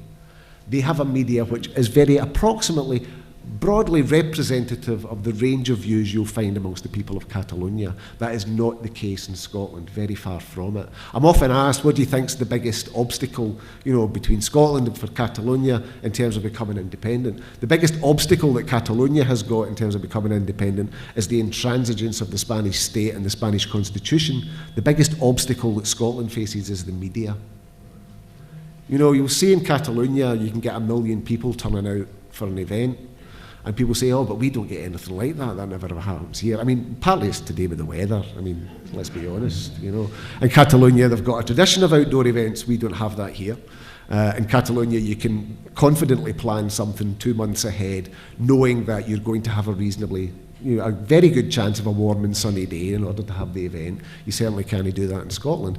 But the biggest difference between Scotland and Catalonia in terms of outdoor events, mass rallies, those kind of things, is that in Catalonia, the media reports these things in advance. Because if there's going to be a mass rally in Barcelona or some other city in Catalonia to talk about independence, to talk about the future of the country, and national figures are going to be speaking at that, that's news that that's going to happen. And the Catalan media will report on that in advance, and that lets people in Catalonia decide for themselves whether or not they want to turn up and participate. In Scotland, we are entirely reliant on social media to advertise events like that. And then if they are broadcast on our mainstream media, on the news, it's a 10-second mention, if that, at the very best, after the event. We don't get any publicity beforehand. So the biggest task that's facing us as a movement, as we go into a second independence referendum campaign, is to become the media, is to take the message of independence into every home, into every pub, into every workplace, into every street, into every community in this country. And we can do that because we've got the numbers. We are really a grassroots campaign. The Unionists aren't. The Unionists, it's an entirely top-down campaign. They can dominate the airwaves, but we dominate the ground. And that's what we can do to win Scottish independence. We've already done it, because we took the cause of Scottish independence. Back in 2012, it was 28-29% of the population wanted independence. And now it's almost half. And we did that in the concerted teeth of opposition from the entire British media and the entire British establishment. And we did it by word of mouth, and we did it with social media, and we did it by spreading the news ourselves, and we did it by becoming the news ourselves. It's now so easy to publish, it's now so easy to get an audience. That's how I did it, because I gave up on Newsnet because my partner at the time was diagnosed with a terminal illness. He had vascular dementia. I was a full-time carer for him when we came back to Scotland. And I was stuck at home as a full-time carer. I couldn't get out of the house, I couldn't do anything, I couldn't participate in the independence campaign that was taking place. And I decided to write the WeeGingerDug blog because it gave me an outlet, something that I could talk about other than the care issues that I was having to deal with on a daily basis. And I could get involved in the campaign while I could still look after my sick partner. And I would sit and type away on the laptop in the living room, and I would publish something, and it would go out. And at the time, I had no idea of what sort of effect it was having at all. It wasn't actually until several months later that I realised I'd been to visit my partner in the hospital. He was very ill at the time. And I came back home, and it wasn't a good day, I'll be honest. We discovered that he only had a few weeks left to live. And I didn't want to cook, so I decided I would take the dog and I would go to the chip shop. I was living in Ridley in the east end of Glasgow, and I went up to the chip shop in Cumbernauld Road. And it was just a few weeks before the referendum, and there's a group of people outside the chip shop. As it turned out, they were from Yes Proven, and they were giving out balloons to kids and passing out leaflets, and they were passing motors to, honk their horns in support. And I go up to the chip shop, and a guy came up to me, and he tried to give me a leaflet, and I'm like, no thanks, I'm a banged on yes voter, me. You've got my vote, so give it to somebody that can make a difference with. And he's like, aye, right, no worries, big man. He says, here, that looks like the WeeGingerDug. And I went, oh, well, that is the WeeGingerDug. I'm Paul Kavanagh, I write the WeeGingerDug. Oh, here, he's an awful lot bigger than I thought he was going to be. And that was the very first time that I'd ever met real live human beings that were reading the blog that I didn't know. And that was a huge boost to me, and it really gave me a confidence to go ahead and keep on doing it, and all the rest, as they say, is history. But we have to keep on spreading the message. We are far stronger than we used to be, and that's one of the reasons why the British nationalist parties, I'm trying to train myself away from saying unionist, and it's the habit of a lifetime, and it's very difficult to break. Because by talking about unionists and nationalists, we're kind of playing into the hands of the British establishment, because they want to frame this debate as a debate between nationalists and non-nationalists. I am sick, fed up of the number of people on social media with union bloody flags and their avatars telling me how much they hate nationalism. This isn't a debate between nationalists and non-nationalists. This is a debate between two different visions about what this country can be. There's only one non-nationalist option in this debate, and that's not to have an opinion on whether Scotland should be independent or not. That's the non-nationalist choice. Because if you support the British state, if you support Brexit, if you support Scotland being taken out of the European Union against its will, if you support Scotland having a government that's imposing austerity on it when that's not what we want, if you want to, those are all British nationalist projects, and you are a British nationalist whether you like it or not. Because most of us who want Scottish independence aren't particularly nationalist either. We don't want independence because we think that Scotland is such a fantastic and wonderful place. We want independence because there's so much that's wrong with this country and it needs to be fixed. And the only way that we're ever going to be able to fix it is if we take a leaf out the advice, if we listen to the advice that generations of Scottish mothers and grandmothers have told us down the generations. If you want something done, do it yourself. That's why I want Scottish independence, because I want to fix this country, because I want to do something about the injustice and the social inequality and the poverty that blights this country. I want independence because I want rid of the obscenity of nuclear weapons from the Clyde. I want independence.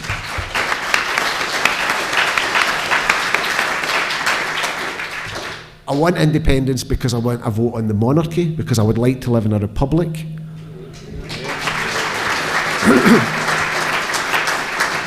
I want independence because I want something done about land ownership in this country. You know,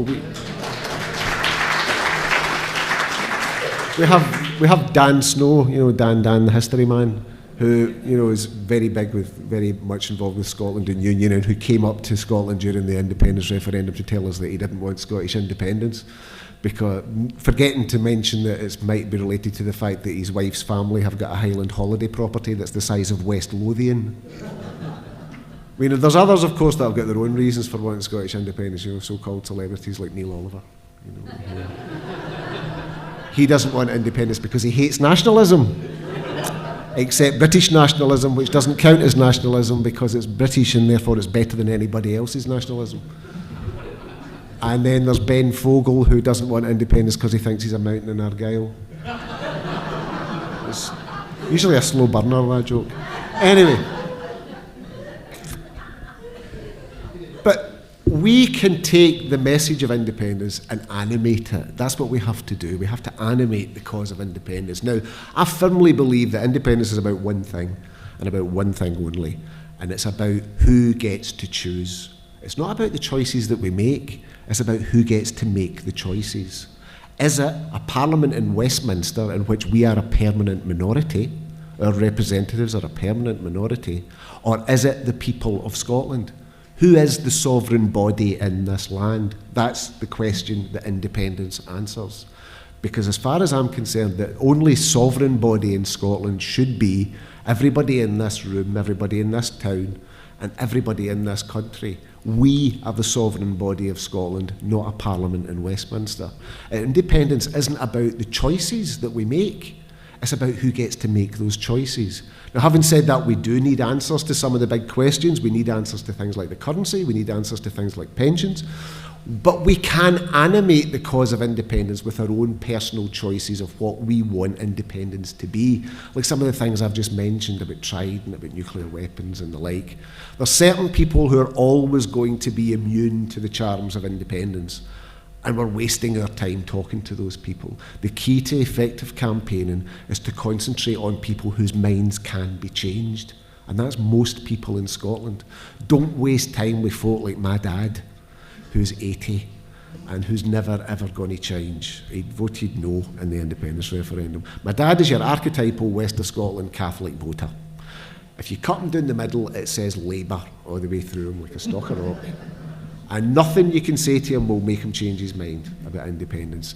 He wants rid of Trident, he wants a republic, he wants something done about land ownership, and he voted no. And I asked, what did you vote no for? Because I don't want to be ruled by Presbyterians, he said. And I'm like, in the name of fuck.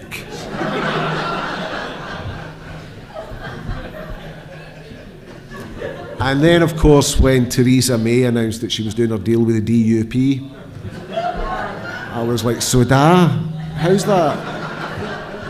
How's that not being ruled by Presbyterians working out for you? And he says, I was born British and I'm going to die British. And I said, well, that can be arranged.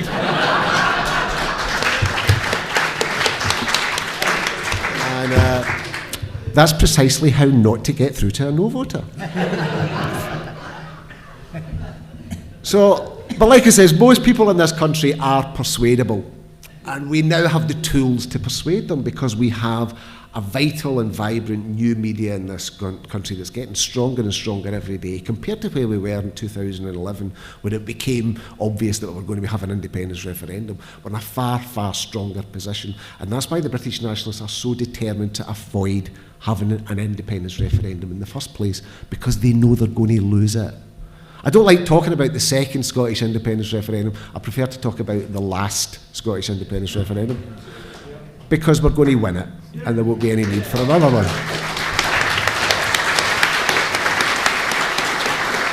But I would like to talk about, to get back to the media again and the importance of the media in this debate.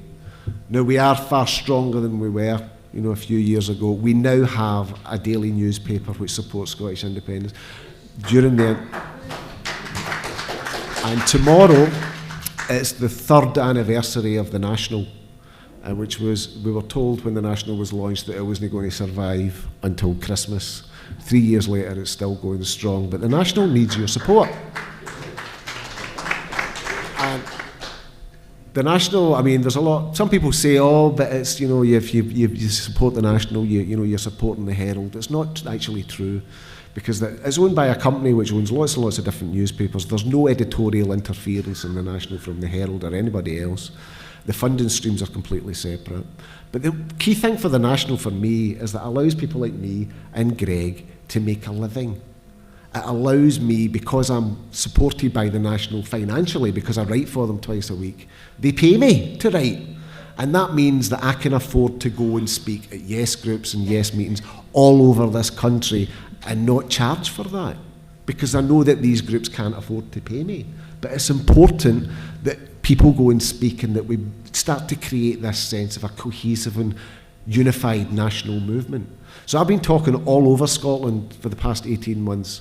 I've been up to Orkney. I actually recently got an invitation to Shetland, which I'm really looking forward to. I've been to Skye, I've been down to Campbelltown, Stranraer, Eyemouth, which was interesting. It was really good reception in Eyemouth, but there was this wee gaggle of girl guides in the audience, and they were there doing a politics badge, which was great, but it meant that all the way through my speech I was thinking to myself, don't say fuck, don't say fuck, don't say fuck. So, and everywhere I go, I'm finding this huge appetite and enthusiasm for independence. I mean, look at this, we've got a full hall here, and a wet and miserable evening in East Kilbride, you've all come out because you're interested and enthused and engaged with the cause of independence. And that's remarkable. Scotland is we've probably got the most politically engaged population in the whole of Europe. Possibly only Catalonia, I think, runs as close. And that's an enormous testament to the maturity, the democratic maturity of the Scottish people. And we can win a second Scottish independence referendum, and we will win a second Scottish independence referendum. The last Scottish independence referendum. We will win it. We will win it. Now, recently there's been a bit I don't like criticising the SNP. I don't like criticising other people in the independence movement. But there is something that I feel it's important to say. I've been talking to lots and lots of local groups over the past, I've literally the length and breadth of the country. Now, a while ago in the National, they published an article by a senior member of the SNP saying that they should wait until 2021 to renew their mandate for another independence referendum. I am viscerally opposed to that idea. And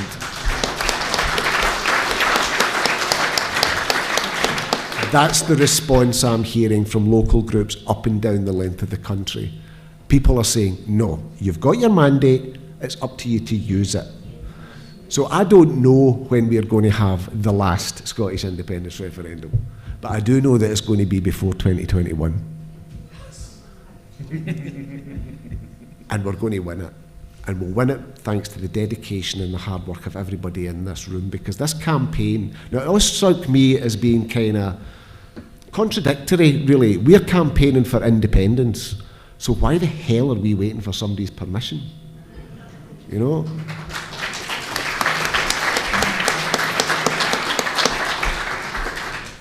I don't need Nicola Sturgeon's permission to campaign for independence. I don't need Alex Salmond's permission. I don't need anybody's permission, because being independent means you think independently. And that's what we need to be doing as a movement, is to think and to act independently. Many years ago, I first got involved in politics, not through the Scottish campaign at all. I was living in London at the time, but through the campaign for lesbian and gay rights back in the 1980s and the early 90s, when the HIV and AIDS crisis was rampant. And I met this elderly man who'd been involved in the campaign for lesbian and gay equality since the 1950s in the Wolfenden Report, when it was still illegal to be openly gay. And he said to me something that I thought was really valuable. He said, this is a campaign for civil liberties and for equality. And if you believe that you're equal, if you believe you're the equal of anybody, then act as though you already are. And by acting as though you're equal, you become equal. And that is so true. Now, the way I think to transpose that into the Scottish independence movement is we want to be independent. Therefore, that means that we need to think and act independently. We shouldn't be waiting for permission from Nicola Sturgeon or the Scottish Government or anybody else to start campaigning for Scottish independence. We start now. We start at our time. We start doing our work by ourselves and organising ourselves into doing it. Next month, we're organising a conference in Dunblane. It's going to be the first of 3, and it's for local groups to get together so that we can discuss a common strategy and try and develop some sort of cohesiveness between local groups, because the local groups are the very backbone of this campaign, and we, collectively, local groups, own this campaign. This isn't Nicola Sturgeon's campaign, it's not the SNP's campaign.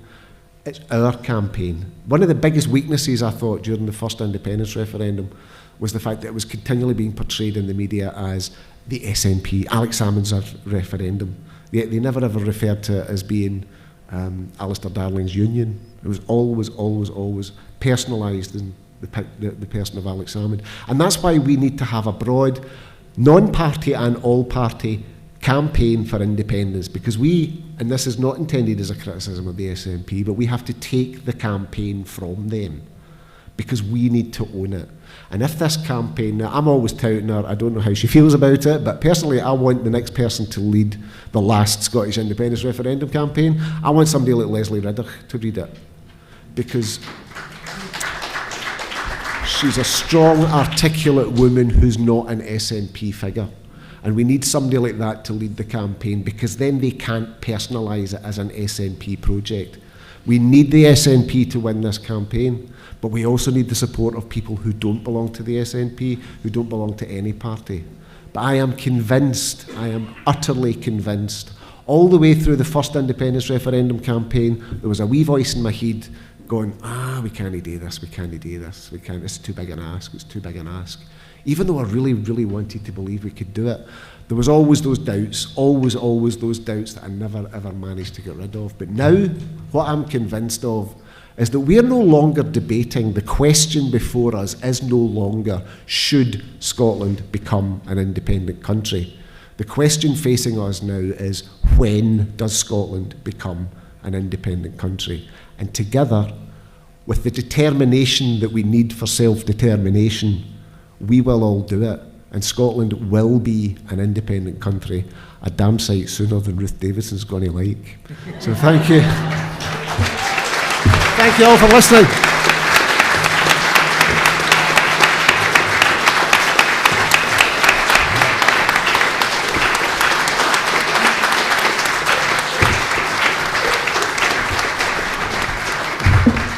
Ladies and gentlemen, Mr. Paul Kavanagh.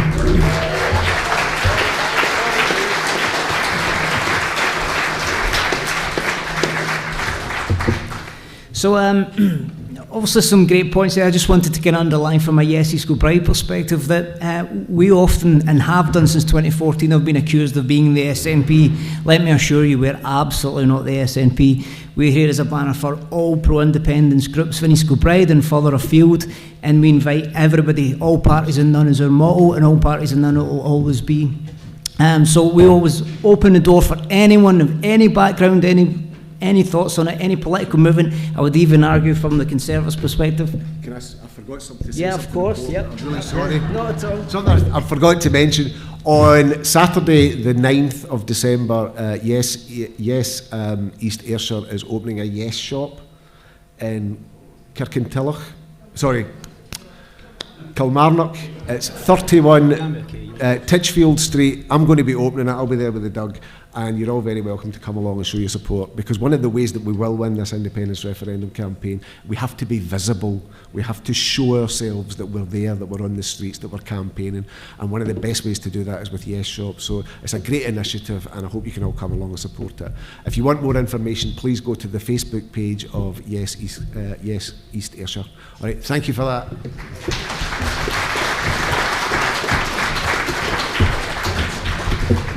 Okay, ladies and gentlemen, we're on to now the most important part of the evening, where also we hand the audience over to yourself and give you the chance to raise the questions that you've got for our speakers, just so you know, guys. We don't tell them that in case they leave at this point.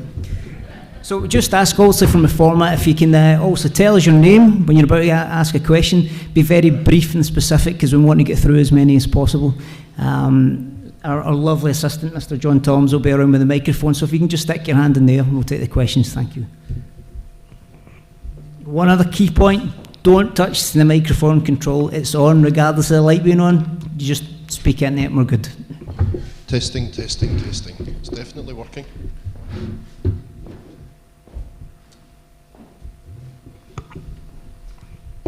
Hello, Neil Campbell. I've actually driven across from Edinburgh this evening because I don't live in the country the whole time, and it was the only chance I was going to get to see the team. But what I was wanting to ask about, everybody might be aware of this, is the National Yes Registry app. They're going through crowdfunding at the moment. I was wondering if some of the guys from the front would like to give their points on that, because it seems like a very useful way of networking groups together without any above ground support. Yeah, they're actually developing an updated version of it. I was talking to Jason quite recently, who's developing the app. It is a fantastically useful tool for Yes groups. Anybody can download the Yes app. There's a bit of a misconception that you need to be a group in order to use it, but you know, any individual can use it. So you just go along to just type in Yes app in Google and you'll find it. You can download it onto your mobile phone. It will tell you where local groups are in your area, and what activities they're running and how you can get involved in them. And it is a wonderful tool for the Yes movement. Once you've been approved on the app, in order to weed out, you know, like certain people that we don't really want to be involved with the Yes app, like, you know, the Brian Spanners of this world. There's chat facilities. You can interact with other people in Yes groups. You can swap information. You can plan things. It's, like I said, it's a fantastic tool to use. It's these kind of grassroots initiatives that are really going to win this campaign for us, because, you know, we really are doing this by ourselves. So, yeah, it's a great idea, the Yes app. Just briefly add to that, we are already use the Indie app. We recommend our users use it for that reason. If you download it, we'll happily send you information. If you're not on our mailing list, get involved, we can send you on the details. Very simple to use. There's no way in God's green earth you're going to be able to see this from here, but you can take my word from it. You just search your local postcode, it will tell you all the events that are nearby. Tonight's event was advertised on there, and as like Paul was saying, there's a great chat function. Great tool to have, as they say, it's the campaign in your pocket, so we highly recommend it. Anyone that's got an interest at all to certainly use it and inform other people about it. Yep. Next question. Hi, my name's Bobby Russell. Hi, Bobby. I'm a local driving instructor, and I meet a lot of folk, meet a lot of youngsters, and what they were telling us last referendum was, my granny voted no because she's going to lose her pension. Crap. And what money are we going to use? Is it going to be euro, a pound, or a Scottish haggis? I don't really care what the hell it is. So what's your views on the money? Currency. Currency, sorry. Well, speaking as a fellow driving instructor, my own opinion is we need a new currency. I don't really mind what it's called. There is a chap whose name escapes me at the moment who's designed a new currency called the Hand. You might have heard of this guy, maybe not, but he's produced a beautiful set of banknotes. Sorry? That's correct, yeah. The thing about the new currency is that it needs to be, as you say, identified now. It needs to be firmed up before we go into the fight. There needs to be a firm pledge for there to be a central bank which can issue these banknotes, and we need it explained to us how the value of that currency is going to be supported. Usually a currency like that is supported by selling government bonds, basically guarantees of a return on any investment that goes into the central bank, and that is how most free-floating currencies are supported. There's nothing technically wrong with Scotland actually just launching its own pound. You could call it the Scottish pound. It doesn't matter what the name is, as long as the Scottish Central Bank has enough investment from abroad to support it. Plus, as we all know, we're very, very wealthy in terms of natural resources, and actually just banking those as futures. In other words, you sell to other people the next 10 years of oil production as a way of creating a return for their investment in the Scottish economy. Now that is an easy sell. There are many investors, particularly in the Middle East and the Far East, who would chew your arm off actually to get a chunk of Scotland to invest in the Scottish Central Bank, which would make the Scottish pound a hard currency far stronger than the British pound is. The British pound is based on credit debt. It's based on how much the UK can borrow and how much the rating agencies rate the United Kingdom for borrowing. So we want our economy to work in a more positive way, I would say, and I think that means we have to bank what we've got the most of, and that is natural resources. They're our wealth, and that's, in my opinion anyway, what should underwrite our currency. And I think that is something that the SNP's role is now, is to provide that structure, the bank, the currency, and to explain it to us. And they've promised to do that next year, in the new year, so it is coming. I'm not a party to it, but I know that it is coming.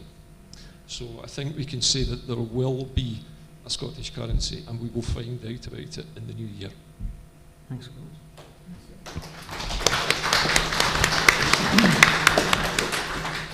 Yeah, I mean, I felt that one of the biggest weaknesses we had in the campaign in 2014 was the currency union argument. Now, I'm not an economist, but I'm told by a friend who is that the currency union would be the best means of ensuring as little disruption for both economies as possible. Whether or not that's going to be possible in a post-Brexit world, I don't know.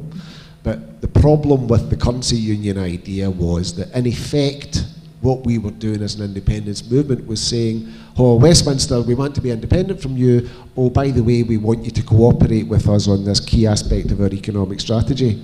And we were giving them a big open goal to say no. And that meant that I had people like my neighbour up the stairs, who was a woman in her 70s, and she was going to vote no because she honestly believed, because all she was hearing in the media was, you can't use the pound, you can't use the pound, you can't use the pound. All she took from that that the morning after a yes vote, she wouldn't be able to spend the money in her purse because we wouldn't be able to use the pound. You know, that kind of disinformation we need to avoid. Now, whatever strategy we come up with for a Scottish currency, the British nationals are going to attack it. That's their job, to attack it. But we need some sort of a strategy which means that they require our cooperation rather than us asking them for their cooperation. And that's why I think a Scottish currency is the way to go. Because then we can say, well, we're having money in currency, we won't have a stake in the Bank of England, and you can stick your national debt up your arse.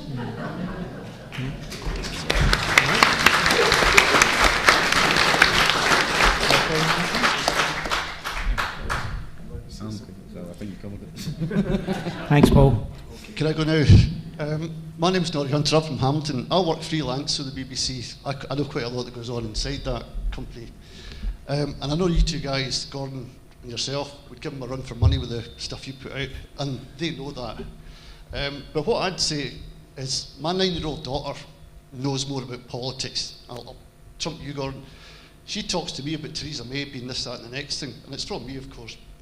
But I'd like to say that shouldn't we just forget about the BBC and concentrate on the things that are happening positively for the Yes movement, if you like Alex Salmon getting on RT, and focus our attention on that and get their viewing figures up, and then coming off the BBC. And let's face it, we know fine they're just a propaganda arm for any establishment. You can check any communications director with the Blair government or the May government has moved from the BBC over. Nick Robertson, talked about him earlier, he was the Conservative Party chairman, and now he's in the BBC. The two are interlinked. You cannot escape it. But it is good that you put these things out on Facebook and Twitter so that people can then start to get a wee bit of just a chip away at their ideas. But I think we should really forget about the BBC, because I think their numbers are plummeting. Their viewing figures are going down and down and down. And I would just like to get your opinion. If you think the same as me, move across to where Alex Salmond is, move across to where you guys are putting the stuff out and forgetting about that. So Gordon, can we afford to ignore the BBC?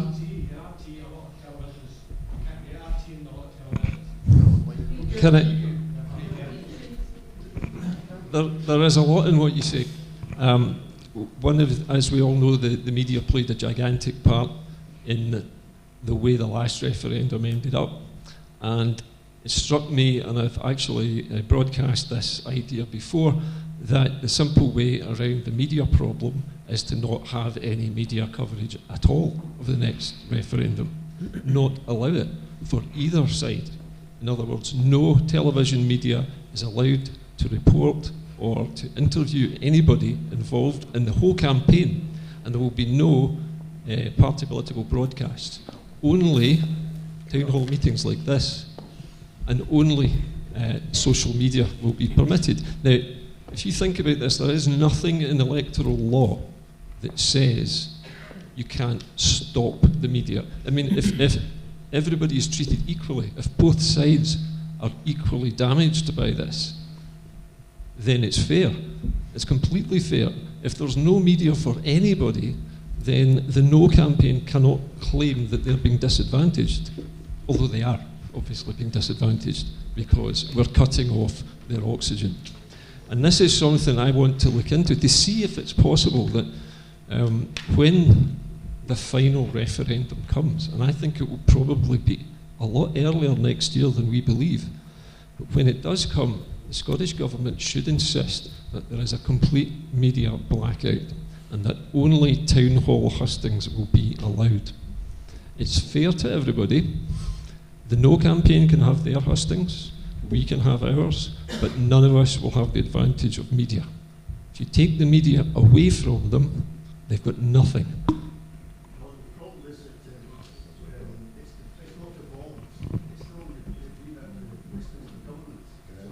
Exactly.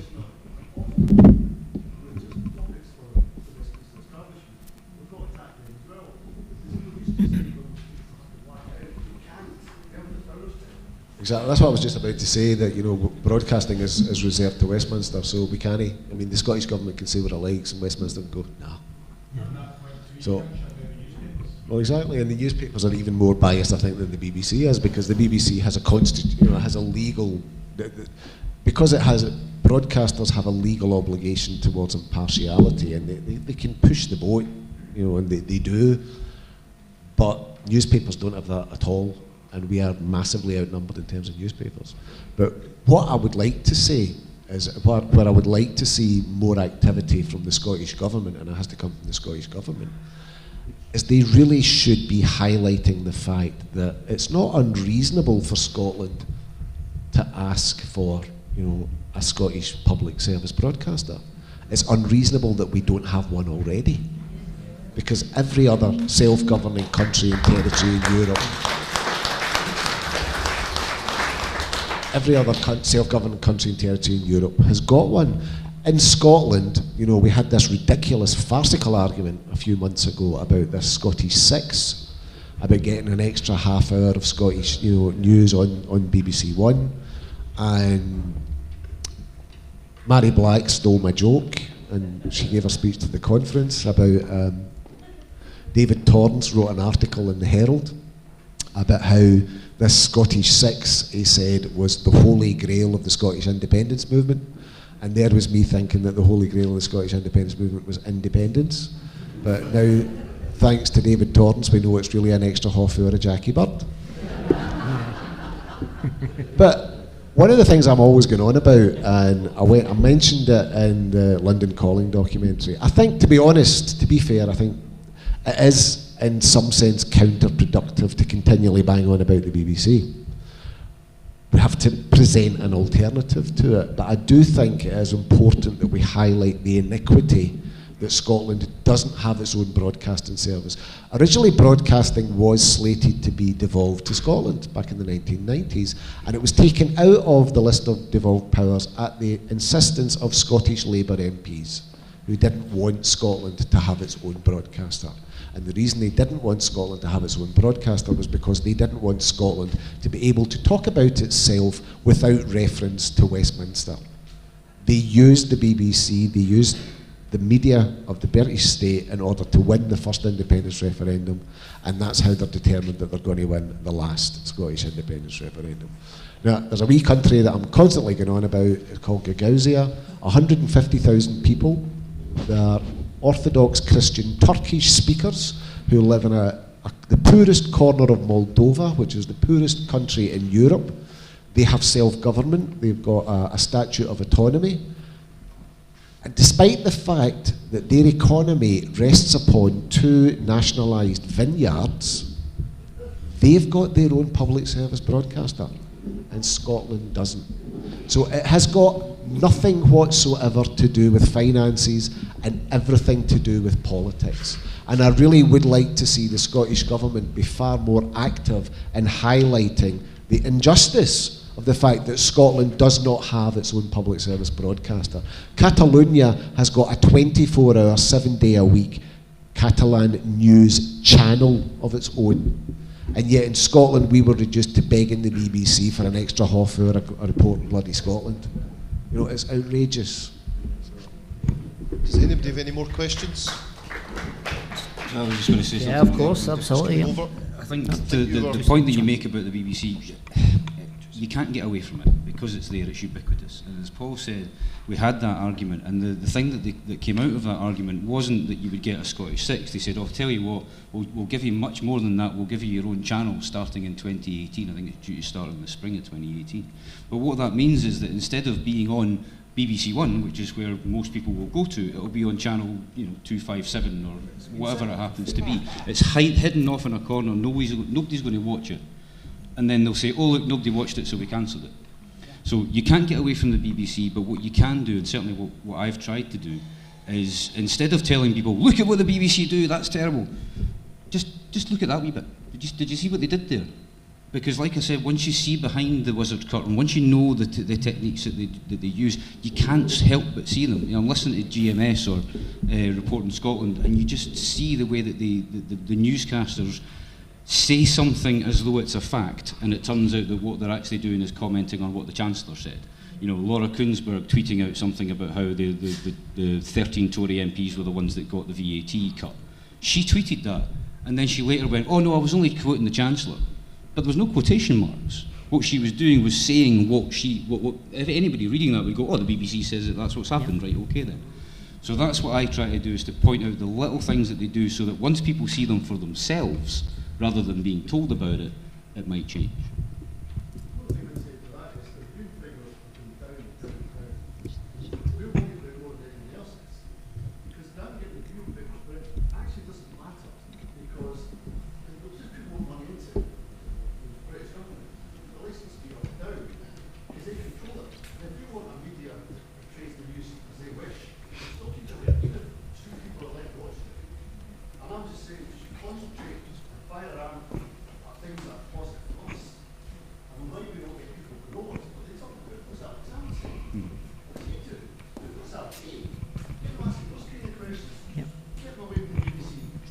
Like Gordon was alluding to earlier, my daughter, she asked to get Channel 4 News on. She's 9. You know, she says, I want to see what Theresa May's got to say. I said, you're 9. That's the people who are coming through. And this is why 16, 17-year-olds weren't allowed to vote on the European elections, because they would have swayed it the other way. Yeah. It's the young people coming through we've got to get moving on. The old people will still watch it. You know, Paul's dad, till his dying day, he only watched the BBC. And they used to put the national anthem on at the very end. I remember that. I don't know anymore. Can I just answer what you were talking about with your daughter's 9, you say, yeah? It's been proved recently in a survey that most children, and I'm talking about children of the age anything up to 13, 14, 15, 16, don't watch television anymore. They watch YouTube, or they watch something on Snapchat or Facebook. They use social media like we used to use television. So although we may not have the monopoly in television, we do have a head start in social media. And little shows like the one I've started up has become a kind of cult. And I get people walking up to me in the supermarket now and asking me what's going to be on the show next week. And I've suddenly become a minor celebrity in my own town, which is a very strange thing. But what's interesting is my son watches the show, and he'll every now and again he'll come and criticise me surreptitiously on the couch. He'll say, see what you said the other night? That was crap. You can't say that. You're going to embarrass me. So these are the kids who are tomorrow's voters. And in another year, my son will be able to vote. And I'm hoping he's going to get to vote in the final referendum. And as long as there are people like myself and these gentlemen here, there will be a Scottish media. We don't have to depend on BBC, ITV, the newspapers. We are all the media. We're all able to spread this word. The nice thing is that if I make a show and I tell my 3,000 followers, please share this, each one of those 3,000 people shares that to several hundred or thousand other people. And before I know it, I've got people calling me from Canada, from Kuala Lumpur, from New Zealand, from Australia, all watching the show live across the world. I mean, I'm beginning to feel like a sort of accidental Terry Wogan, where I get to do this job, don't get paid for doing it, and it's sort of my little secret. I do this between my driving lessons, and it's like I've got this double life. You know, I'm the secret Scottish Terry Wogan in my spare time, and everybody expects that I'm going to rip my driving school clothes off, and underneath there's going to be this IndyCar guy. But you know, this is something new, and if it works, if I can make it work this way, anybody can make it work. You just need the right ingredients, and the ingredients in IndyCar that seem to make it popular are the fact that it's chaotic, it's live, it's spontaneous, and it's unpredictable, because often I don't know what I'm going to talk about until I actually switch the machine on. Sometimes I'll make a note, and I'll think, well, I need to talk about that, or I'll go off on a tangent somewhere. But the nice thing about it is that I can respond very quickly. People are now acting as stringers for me, I've got about 24 active stringers all over the place who are feeding me information. I've got one who's feeding me information from inside the BBC. I've got somebody feeding me information from the newspapers. I've got another one feeding me information from the oil industry, and another in the shipping industry. All sorts of places. People have become my little spies, and they're feeding me information that I can talk about, which is great. And that's the way it works. That's how this media spreads. Just on that, as tonight's event is exactly in that same situation, we broadcast courtesy of the guys at Independence Live, who do that tirelessly for anything that, since 2014 in the campaign. They don't get any funding from it. They're entirely reliant on donations, and they're making sure that we've been seen all over the world, and indeed will be on there to watch from years to come. So next question, please, the lady in the red cardigan. Okay. Just dropped my phone. Oh dear. Hi, no thanks. First, 3 quick things. First of all, just thanks to all the panel and everyone. I think it's been a fantastic night, really interesting. I've learned so much. The talks have been really, really informed and well researched, as well as fun and all of that. So honestly, thank you. Second thing I want to say is just huge solidarity with Catalonia. I can't believe what they're going through and what the Spanish government are doing to them. And that leads me on to my question, which is, could you maybe say something about if we don't get permission, excuse me, can we be independent? What if they say, as in they being Westminster, what if they say no? And obviously we want to lead the campaign, grassroots, etc., and start campaigning now. Not start, we already are. So how do we persuade the Scottish Government? We need them because they have to politically make a date or agree a date or something. So they have to do that. But if they don't get the permission from Westminster, then what? You know, what kind of tactics and strategy might be open to us? I was just going to say, first of all, sorry, David. I was just going to say, America declared UDI, so it's kind of a trend. There's a few countries out there have declared UDI. I think UDI is probably something that we're not going to go down that road. Just for me, if Westminster say no, you can't have another independence referendum or a last independence referendum, the only reason that they'll say that is if they can back that up by saying the people of Scotland don't want it. So the way that we get round that is by persuading people now, immediately now, get out and do it as soon as you get home, that they need independence. If you start seeing the poll numbers of independence going up and up, first of all, you'll see them stop taking polls on independence because they don't want to see it going up and up. But secondly, if those figures are sitting and hovering around that 60% that the SNP talked about, we know that they can't say the people of Scotland don't want one because it's right there. So that's how we do it in my view.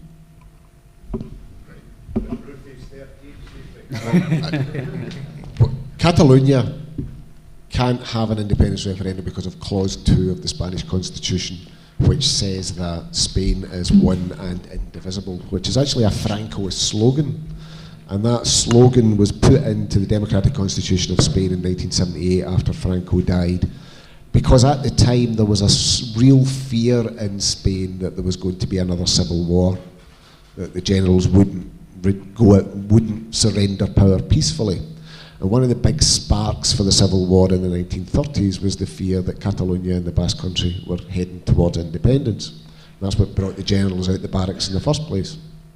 So that clause, that Francoist slogan, was put into the new democratic constitution in order to get the generals out of power and back into the barracks. It came with a whole load of things, like there was never any equivalent to denazification that they had in Germany after the Second World War. They had what they called in Spain the Pacto del Olvido, which means the agreement to forget. So no one was ever prosecuted for the crimes against humanity that the fascists committed in Spain. So Catalonia is working under a very, very different constitutional and legal framework from where we are in Scotland. Now, we hear an awful lot about, Westminster giving permission for another independence referendum, but there is absolutely no constitutional bar in Scotland. First of all, the principle has already been established that Scotland is only a member of the United Kingdom because the Scottish people consent to that. Again, that's very different from what's happening in Catalonia. Theoretically, 95% of the population of Catalonia could oppose being a part of Spain, but Spain would still say, no, legally you're a part of Spain. There's no legal bar against Scotland having an independence referendum. There's a lot of talk about the Section 30 order, which is what allowed the first independence referendum to go ahead. But that Section 30 order wasn't given Holyrood permission to have an independence referendum, which is how it was portrayed in the British nationalist press. What that was doing was making it legally binding on both parties, the results of that referendum. There is absolutely no legal reason why the Scottish Parliament can't have a consultative referendum on Scottish independence. It's not legally binding, it has no legal effect, and therefore there's no reason why Scotland can't do that. In the exact same way, there's nothing to prevent the Scottish Parliament, other than the fact that it's completely nonsensical, but there's nothing to prevent the Scottish Parliament having a national referendum in Scotland about whether you prefer Hellman's mayonnaise or own brand. They can ask you anything you want. Essentially, it's a glorified opinion poll. But what we see from referendums is that when they're not legally binding, like the EU referendum was a consultative referendum which is not legally binding, that takes on a political imperative all of its own, because politics trumps law every time.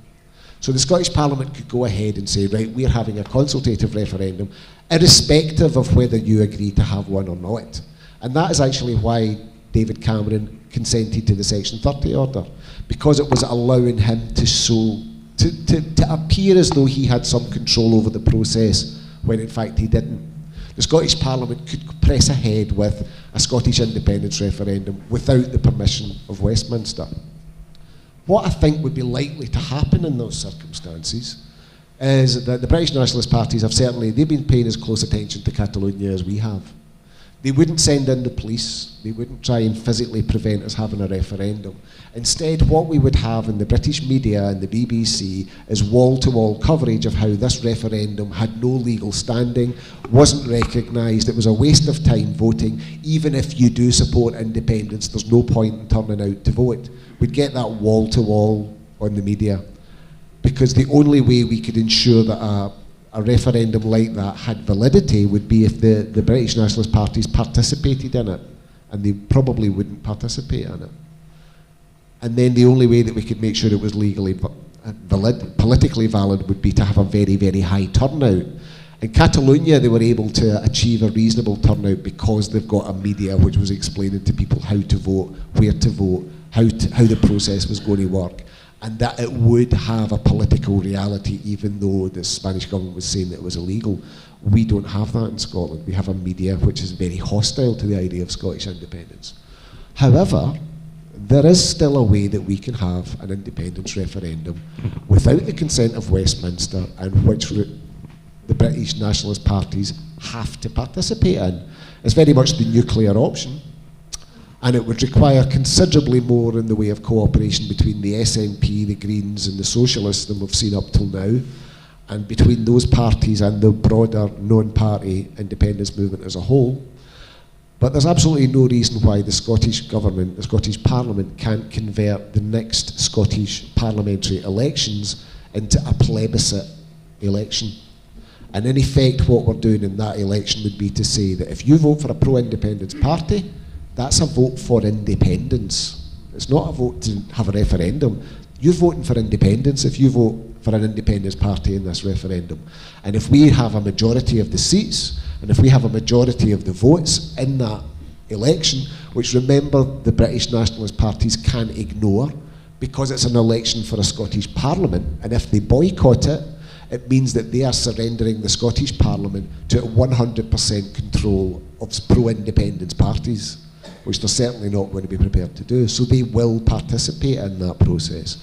And if we can then achieve a majority for independence in that vote, which we're saying specifically as a plebiscite election, then that's your mandate for independence right there.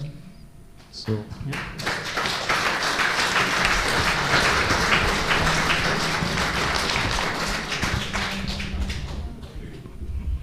Dougie Malloy, just a wee quick one, Ginger Dug. Everything that you said there, I totally...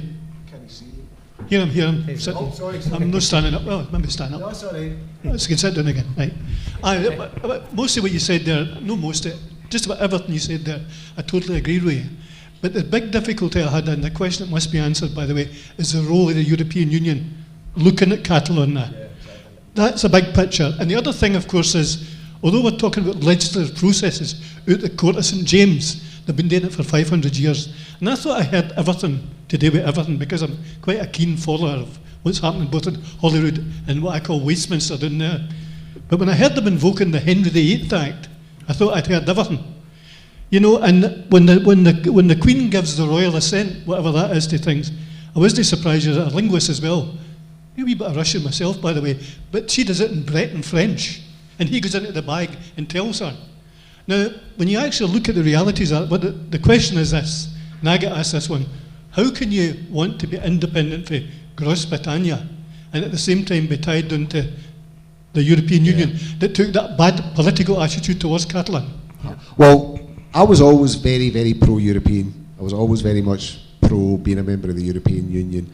My love affair with the European Union has cooled somewhat, shall we say, because of the disgraceful way that they've treated Catalonia, and they're basically acting as, you know, I think the Spanish state has been emboldened by the support it's getting from the rest of the European Union, and that's what's allowing it to imprison people in the Catalan government, and I think that's outrageous. But I've always said that we can't fight this next Scottish independence referendum on the basis of Scotland being a member of the European Union if we vote for independence, because a significant number of people who voted for independence voted to leave the European Union, and we need those people on board. What we need to fight this independence referendum on the basis of is that Scotland should negotiate its own relationship with Europe, whatever that relationship would be.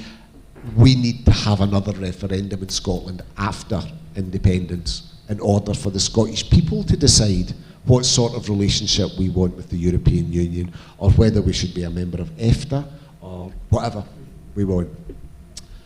But whatever it is, that has to be something that is negotiated for the Scottish people by a government which is responsible to the Scottish people and no one else. I mean, I feel quite sorry for, you know, folk like the fishermen in Morayshire who voted to leave the European Union because, you know, the fish quota thing, because they're going to be betrayed by the Tories exactly the way they were betrayed by the Tories in the 1970s, you know, with the fish quota thing.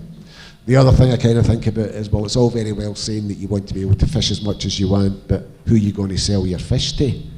You know, I lived in Spain for 16 years, and the fish counters there are incredible in supermarkets, you know, and a lot of it is Scottish produce.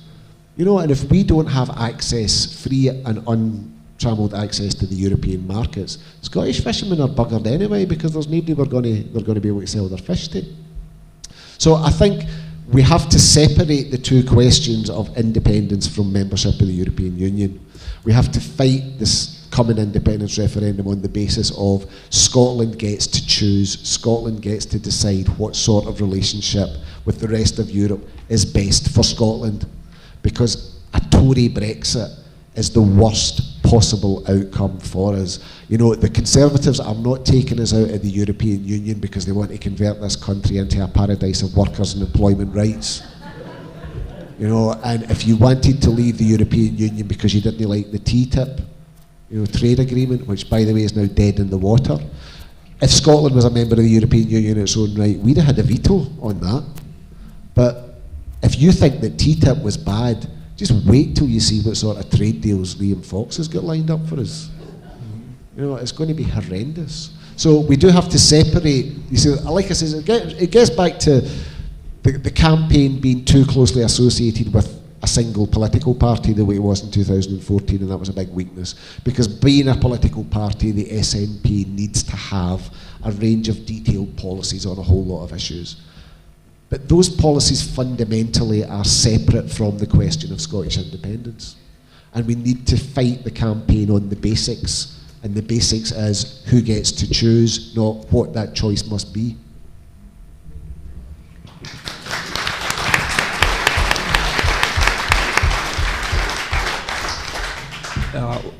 One of the things that occurred to me while Paul was speaking there is the fact that if we don't hold the last referendum at the correct time, we will leave the EU anyway. And if that happens, we will have to renegotiate our own deal with Europe. The question is, do we allow ourselves to be taken out first? In other words, do we delay this referendum to the point where we have been taken out? Do we allow that? Or do we want to head that off at the pass and vote early, vote yes early, so that we leave the UK before the UK leaves Europe? These are questions that we need to think about. And although I agree entirely with what Paul said, I'm very much a Europhile, but my faith in Europe took a huge dent when I saw the way they turned away from the Catalans and ignored what was clearly a breach of their human rights. Locking up political opponents is not a democratic process, and the European Union should have kicked Spain out for that, but they didn't. However, the pragmatic part of me says we need to remain in Europe until we're independent, because we need the continuity of trade to keep our people employed, to stop the mass unemployment that we know the hard Brexit is going to cause. I might actually be in favour of a free trade agreement if we had already been taken out of the Union, but it might not make any sense to do that as a first choice. It might be better to think about it with the luxury of remaining in the Union, the European Union, so that we can plan ahead. We can look at all of the options then, and maybe a free trade agreement would work better, because it might allow us to also trade across the border with England, because England will be out of the Union, the EU Union, and we would have a trade border if we're still in the European Union, and that would be difficult. It would be difficult for us to trade across the border with England. So it depends when this happens. My own feeling is we must get out before Brexit to keep every option open. Any more questions? So, false apologies, we'll run out of time. We've got time for maybe one last question, if possible. Someone from this side, maybe? I've got a quick one before this. Who on the panel wants to join Kez on I'm a Celebrity Getting Out of Here? Right, I'd just like to make a point and then ask the panel a question on the matter of Scottish broadcasting. Do you remember a man called John Logie Baird? Yeah, well, his grandson's in Yorkshire, and I think he's looking for a job. Right? And I think it's strange that we're asking for the right to broadcast in Scotland when he is now internationally recognised as the first man to do television. And his father wrote the book, Malcolm Baird. If you get the book from a library, go to the library, get a book called John Logie Baird, A Life. Malcolm Baird makes it very clear the BBC were set up to control the production of radio after the First World War. And when Baird approached them with television, they didn't want it. John Reith was a wee free. He thought it was the work of the devil. He didn't want it. And he later said that television was a curse on mankind worse than the bubonic plague. But Baird went ahead. He was the very first person in the world to broadcast TV, build a studio, make the programmes, the whole thing. So I think it's bizarre that we should be asking for the right to broadcast. Now, a question for the panel. It almost seems to be a them and us situation, you know, Scotland versus England, Scotland versus Westminster. How can Scotland, being independent, help England, Wales and Northern Ireland in their current position? I get the feeling that question might have been aimed at me, because I have spoken about this before. I did have a notion, and it is just a notion, that we could trade with England. In other words, we can negotiate with them. We are always working in terms of confrontation with the British nationalists. It's always a fight, it's always a battle. How about if it was a negotiation instead? What could we trade with England to separate peacefully so that England doesn't collapse? We don't want what's left of the United Kingdom for its economy to fail, because we sell stuff to them. And if they die, a lot of our business goes with it. So one of the things I had suggested, and it is only a talking point, was that we trade some of our oil fields for some of England's gas fields, because it's a geographical quirk. Most of the oil is in Scottish waters, most of the gas is in English waters. We do a trade so that both countries have sufficient natural resources, a share of the North Sea which is pretty much 50%. Now I know a lot of people will say we shouldn't give them anything, but it's not in our interests to starve England of energy or of trade, because we are going to trade with them a lot.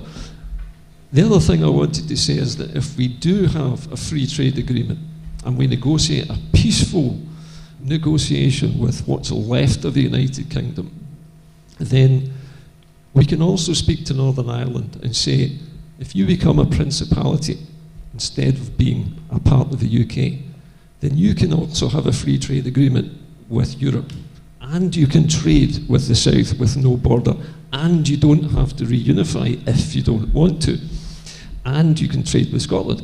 There is a way in which all of the Celtic nations, after we have Brexited, could work together to keep England from sinking. I know it sounds like a crazy idea, but why would we want our nearest neighbour to fail? That's just sour grapes. It's not a practical idea, because if they fail, we're going to lose about 40% of our nearest trade market with what's left of the UK failing. I mean, if its economy collapses, our trade with them collapses. So it's in our interests to come to a better arrangement with them. Now, this is a bit of a radical way of looking at it. I'm looking at it from the opposite end of the telescope. I'm looking at it from the way of a business deal. The way they're trying to present Brexit to us as a negotiation is a lie, as we know, because it's not a negotiation. At the moment, they're just settling their debts and arranging the things that they've been told to arrange. The real negotiation for Brexit happens next year, and that's when we find out how bad it's going to be. But Scotland could have a number of different strategies to deal with that and to help England and help Scotland, both of them to become independent and both of them to survive after Brexit. That's just something I want you to think about. So Gordon, on that point, certainly from a personal point of view of campaigning since 2014, there's always been the vision, not that we just forget about the rest of the UK. It's absolutely always been the concern and drive that we show an example to the rest of the UK to say there is an alternative way. You don't have to put up with it as much as we've all been led to believe. There is an alternative, and we've taken that opportunity, and we will obviously be glad to look to help the rest of the UK find that opportunity to overthrow the powers that be in that extent. That's a personal view. Yeah, that's exactly what I was going to say. You know, my late partner was English, my daughters are English, I've got a lot of friends and family in England. I get really angry with this kind of trope that, you know, that the only reason we want independence is because we hate the English and because we want to do down England. Scottish independence isn't about England, it's about Scotland. But I think, you know, as you were saying, the best thing that we can do for the rest of the United Kingdom, the best thing we can do for England is to show them that there is a better way of doing things, that there is a kindler, gentler politics. There is the way that you can build cohesion in a society. There is a way that you can look after people. There is a better way than the Anglo-Saxon model of the Conservatives and their desire to ape all the very worst aspects of the United States, but with worse food and worse weather. Because that's what we're heading for at the moment, you know. And I do think that that's the biggest service that we could give to the people in England and Wales after Scottish independence. Well, partly we can offer them a refuge. Please come here. Please come here and help us build a better country. But also we can show them an example, you know, and that's a great thing, I think. So, yeah.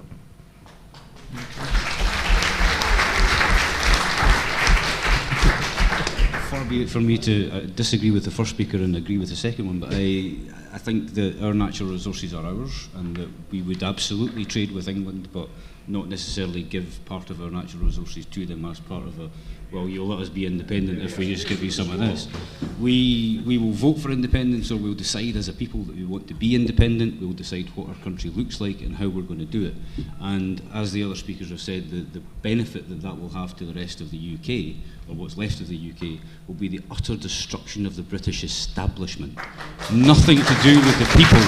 nothing to do with English people. It's the ones wearing the wigs and the tights and standing there with their pomp and their ceremony. It's got nothing to do with the people.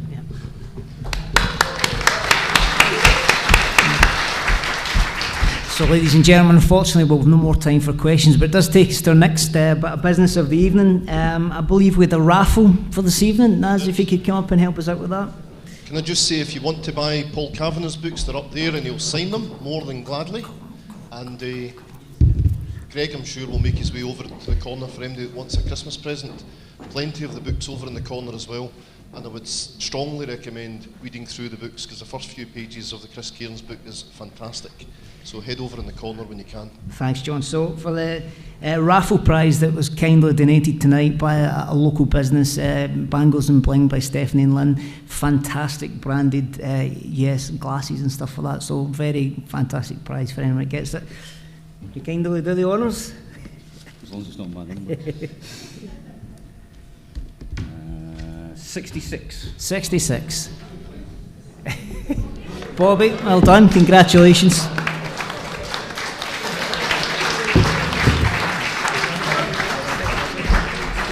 There's Naz will get your prize there.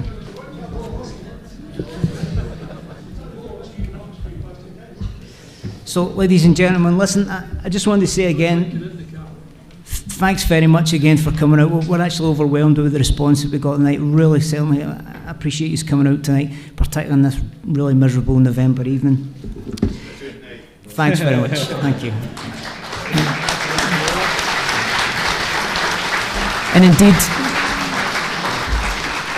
And indeed, we also want to thank everyone who's tuned in and watched us via the Indy Live service tonight.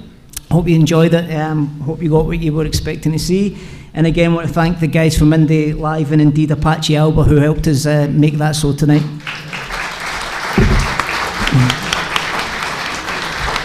Also want to offer some thanks to Naz and Joan who looked after you all night, making sure you had plenty of tea and coffee and filled you up with our famous yes cakes. And just want to offer a special thanks to our social media team at Yes East Kilbride, in particular John Toms, who without his efforts tonight wouldn't have been possible.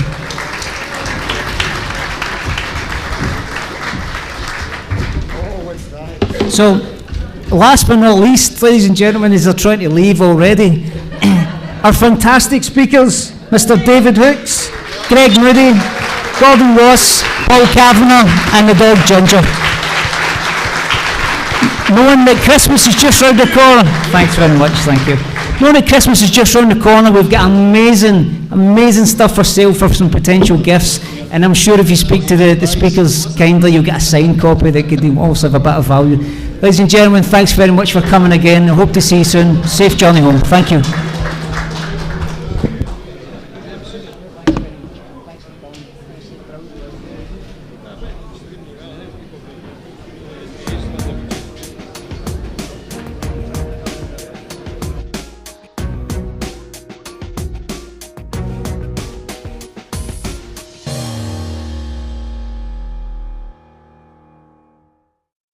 Hi, I'm David Hooks. Welcome to Newswatch Scotland.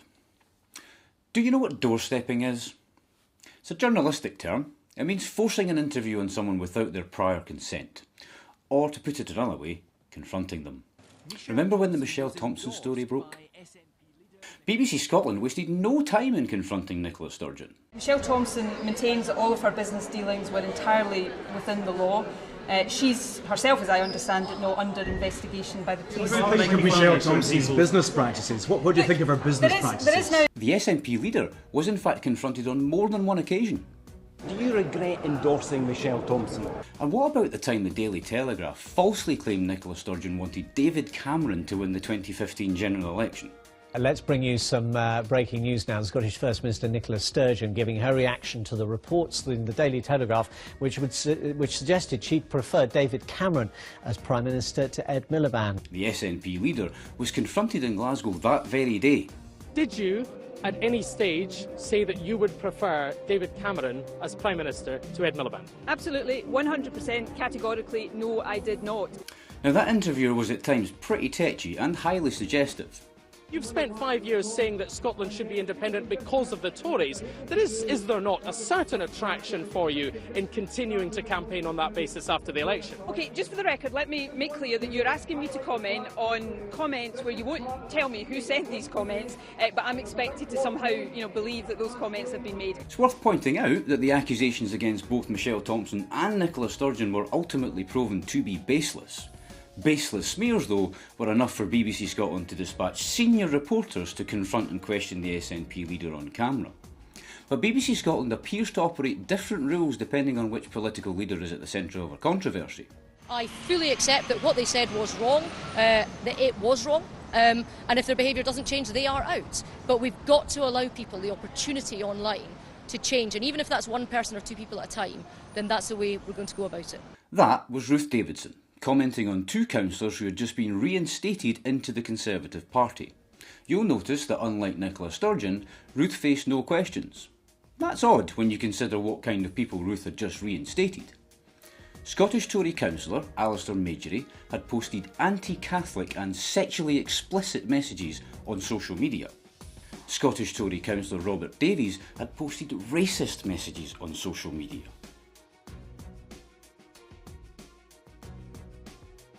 So here we have two elected officials who are known to hold racist and/or bigoted views.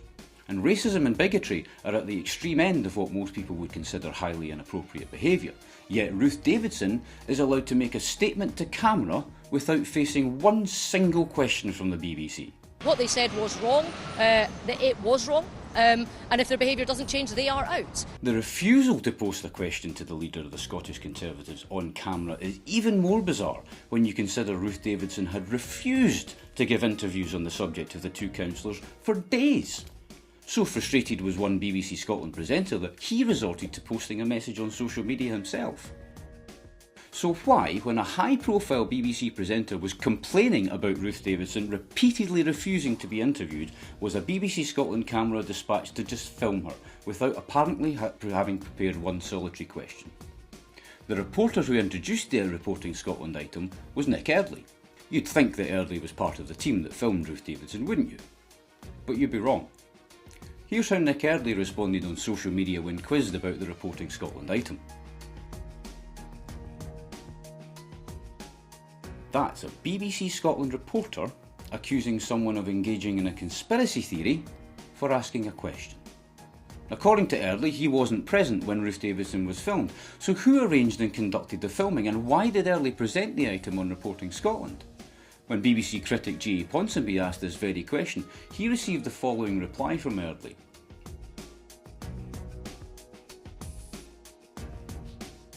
In her statement, Davidson claims both councillors have apologised and are currently receiving diversity training. Davidson doesn't have the appearance of someone who's suddenly been confronted by a film crew.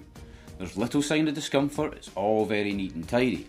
However, shortly after the interview, the charity cited by Ruth Davidson calls her version of events into question. When this story emerged, we offered to work with the elected members concerned to help them understand why their tweets caused such controversy and upset. A Conservative Party spokesperson indicated that the member involved would take part in such a meeting. Sadly, we have heard nothing from either the councillor or the party. So Ruth Davidson's statement was never challenged by anyone at the BBC. Why was she not subjected to the same aggressive and probing style of questioning Nicola Sturgeon routinely endures? It's almost as though BBC Scotland didn't want to damage the image of Ruth Davidson they had helped to cultivate. The Scottish Conservative leader attends Cabinet at Downing Street and says the government's position on Brexit must change. The Scottish Tory leader wields more power than ever at Westminster. Her group of 13 MPs a glimpse of light for the Tories in a bleak election. They promised to fight Scotland's corner. BBC Scotland reporters have repeatedly praised Ruth Davidson since the general election. According to some, Ruth Davidson won the general election in Scotland. Right now, the Scottish Tory group at Westminster, the new group, they feel a bit like Team Ruth, because they fought a different campaign in Scotland on different issues, and they had a different outcome. Clue, they won. Others have heaped gushing praise on the Scottish Tory leader. We might be seeing more of this from Ruth Davidson. She is very much an invigorated leader, of course, after her success at the general election. The Tories are saying she's very much her own woman, so maybe watch this space. There is no doubt that Ruth Davidson wasn't pursued on the issue of the two councillors to any great extent. She reinstated into her party one councillor who holds racist views and one who holds sectarian views.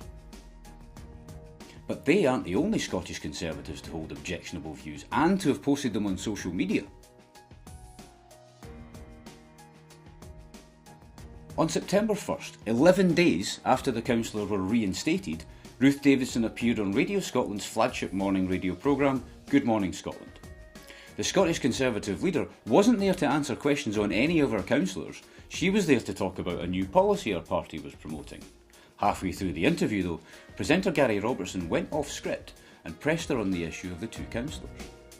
Who did your two councillors apologise to? Well, they have apologised. They've apologised to anybody that was offended by the comments that they made. They've also gone for diversity training because I want to change their behaviour. And on top of that, that's training that the party is paying for, supplying to them, making sure and looking over the shoulder to ensure that it's completed in the way. They've indicated that they want to change their behaviour. And on top of it, it's happening as we speak. And on top of that, they're in talks with an anti-Semitic charity called Show Racism the Red Card. Davidson struggled badly when pressed on the issue of racism and bigotry. We can only wonder how she would have coped had she been confronted with similar tough questions on primetime TV. And the scandals involving Scottish Tory councillors have kept coming. Since the Good Morning Scotland interview, two more have hit the headlines. On September 22nd, Kathleen Leslie was struck off the teaching registry for posting abusive messages targeting Nicola Sturgeon. On the same day, Tory councillor Michael Jamieson was charged over child abuse images. Now, interestingly, unlike STV, when BBC Scotland published the child abuse story, the word Tory was missing from the headline. Does the BBC always hide the party name in such headlines?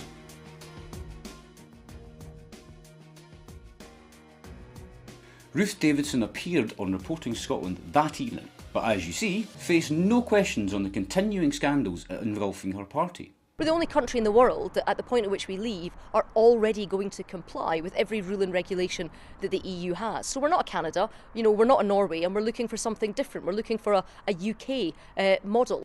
Days after being charged over child abuse images, Michael Jamieson resigned as a councillor, and a by-election will now take place. We'd love to show you how BBC Scotland reported the resignation. Alas, we can't, because they didn't report it. Throughout all of this, Ruth Davidson has faced not one single question on camera from BBC Scotland. Not one. On Friday, September 29th, the councillor who had posted the racist tweets resigned from the party after refusing to apologise. This was one of the councillors Ruth Davidson 4 weeks earlier insisted had already apologised. And the resignation featured all but briefly on Reporting Scotland. A Stirling councillor who was reinstated by the Conservatives after being suspended over his offensive tweets has left the party. Ruth Davidson was nowhere to be seen in the item. She did, though, turn up on the same programme the next day. The Scottish Conservative leader Ruth Davidson has called for serious people to carry out the legwork of Brexit negotiations. She made the comments as the party gears up for its UK conference in Manchester. Ruth Davidson has escaped scrutiny on a range of issues since her party won 13 seats in the snap general election. BBC Scotland, though, has shown a quite staggering level of indifference towards the Scottish Tory leader. Despite scandals involving child porn, racism, sectarianism and a string of other distasteful issues, Ruth hasn't been confronted once on camera. Ruth made an appearance on the Sunday Politics show on October 1st. The programme broadcast a trailer which included the following segment. May's local elections saw the first shoots of a Scottish Tory revival, but within days, two of the party's newly elected councillors were suspended for posting racist and sectarian tweets. Ruth Davidson's been a vocal opponent of online abuse, so when she later allowed her councillors back into the party, there were cries of hypocrisy. Are you following me around the street? Are you asking me a question or asking me a question? Yeah, we're asking the same question. Journalists found the Scottish Tory leader unusually difficult to get a hold of on that occasion. Now, amazingly, in the interview that followed, Ruth Davidson didn't field one question about any of the aforementioned Scottish Tory councillors. You could be forgiven for thinking Ruth was being deliberately protected. But why? After leading her troops out of the political wilderness, Ruth Davidson now finds herself second favourite among party members to succeed the Prime Minister Theresa May. Second, that is, to the Foreign Secretary Boris Johnson. It doesn't end there. On Saturday, October 7th, the weekend of the SNP conference, guess who dominated BBC News north and south of the border? Hello, good evening. The leader of the Scottish Conservatives has told the UK party to get its house in order and back the Prime Minister Theresa May. The bulletin was based on comments Davidson had given in a Radio 4 interview with BBC presenter Nick Robertson. That's correct. On the weekend of the SNP conference, the BBC's former political editor invited the leader of the Scottish Conservatives onto his programme. And that was less than a week after Davidson's own party conference where she'd enjoyed similar headlines. Incredibly, she appeared on the BBC again the very next day. Now, at the Tory party conference, there was one irrepressible, ebullient figure with a boyish haircut patrolling the fringe and wowing the conference floor.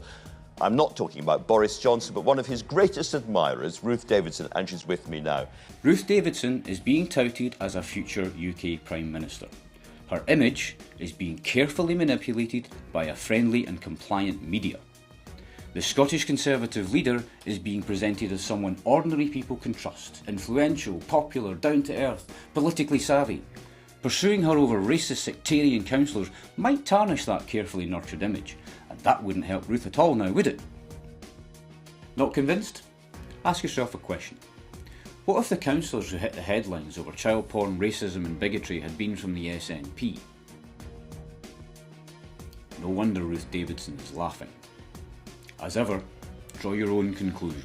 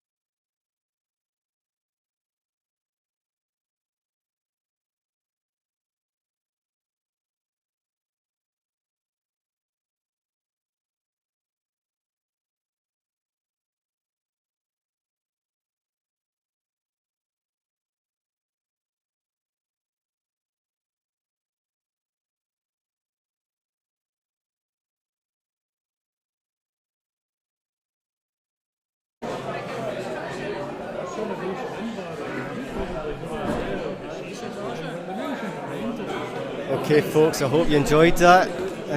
Kevin from Independence Live here. We'll be doing a live stream on Saturday, and it's Pensioners for Independence conference in Edinburgh, so please tune into that. We'll be sharing it in all these channels that you can see on screen at the moment. So please, if you watch it, share it in your own private Facebook pages. Let's get it out there to more people, and see if we can change a few maybe no-minded people. Okay, right? It's good night for Independence Live.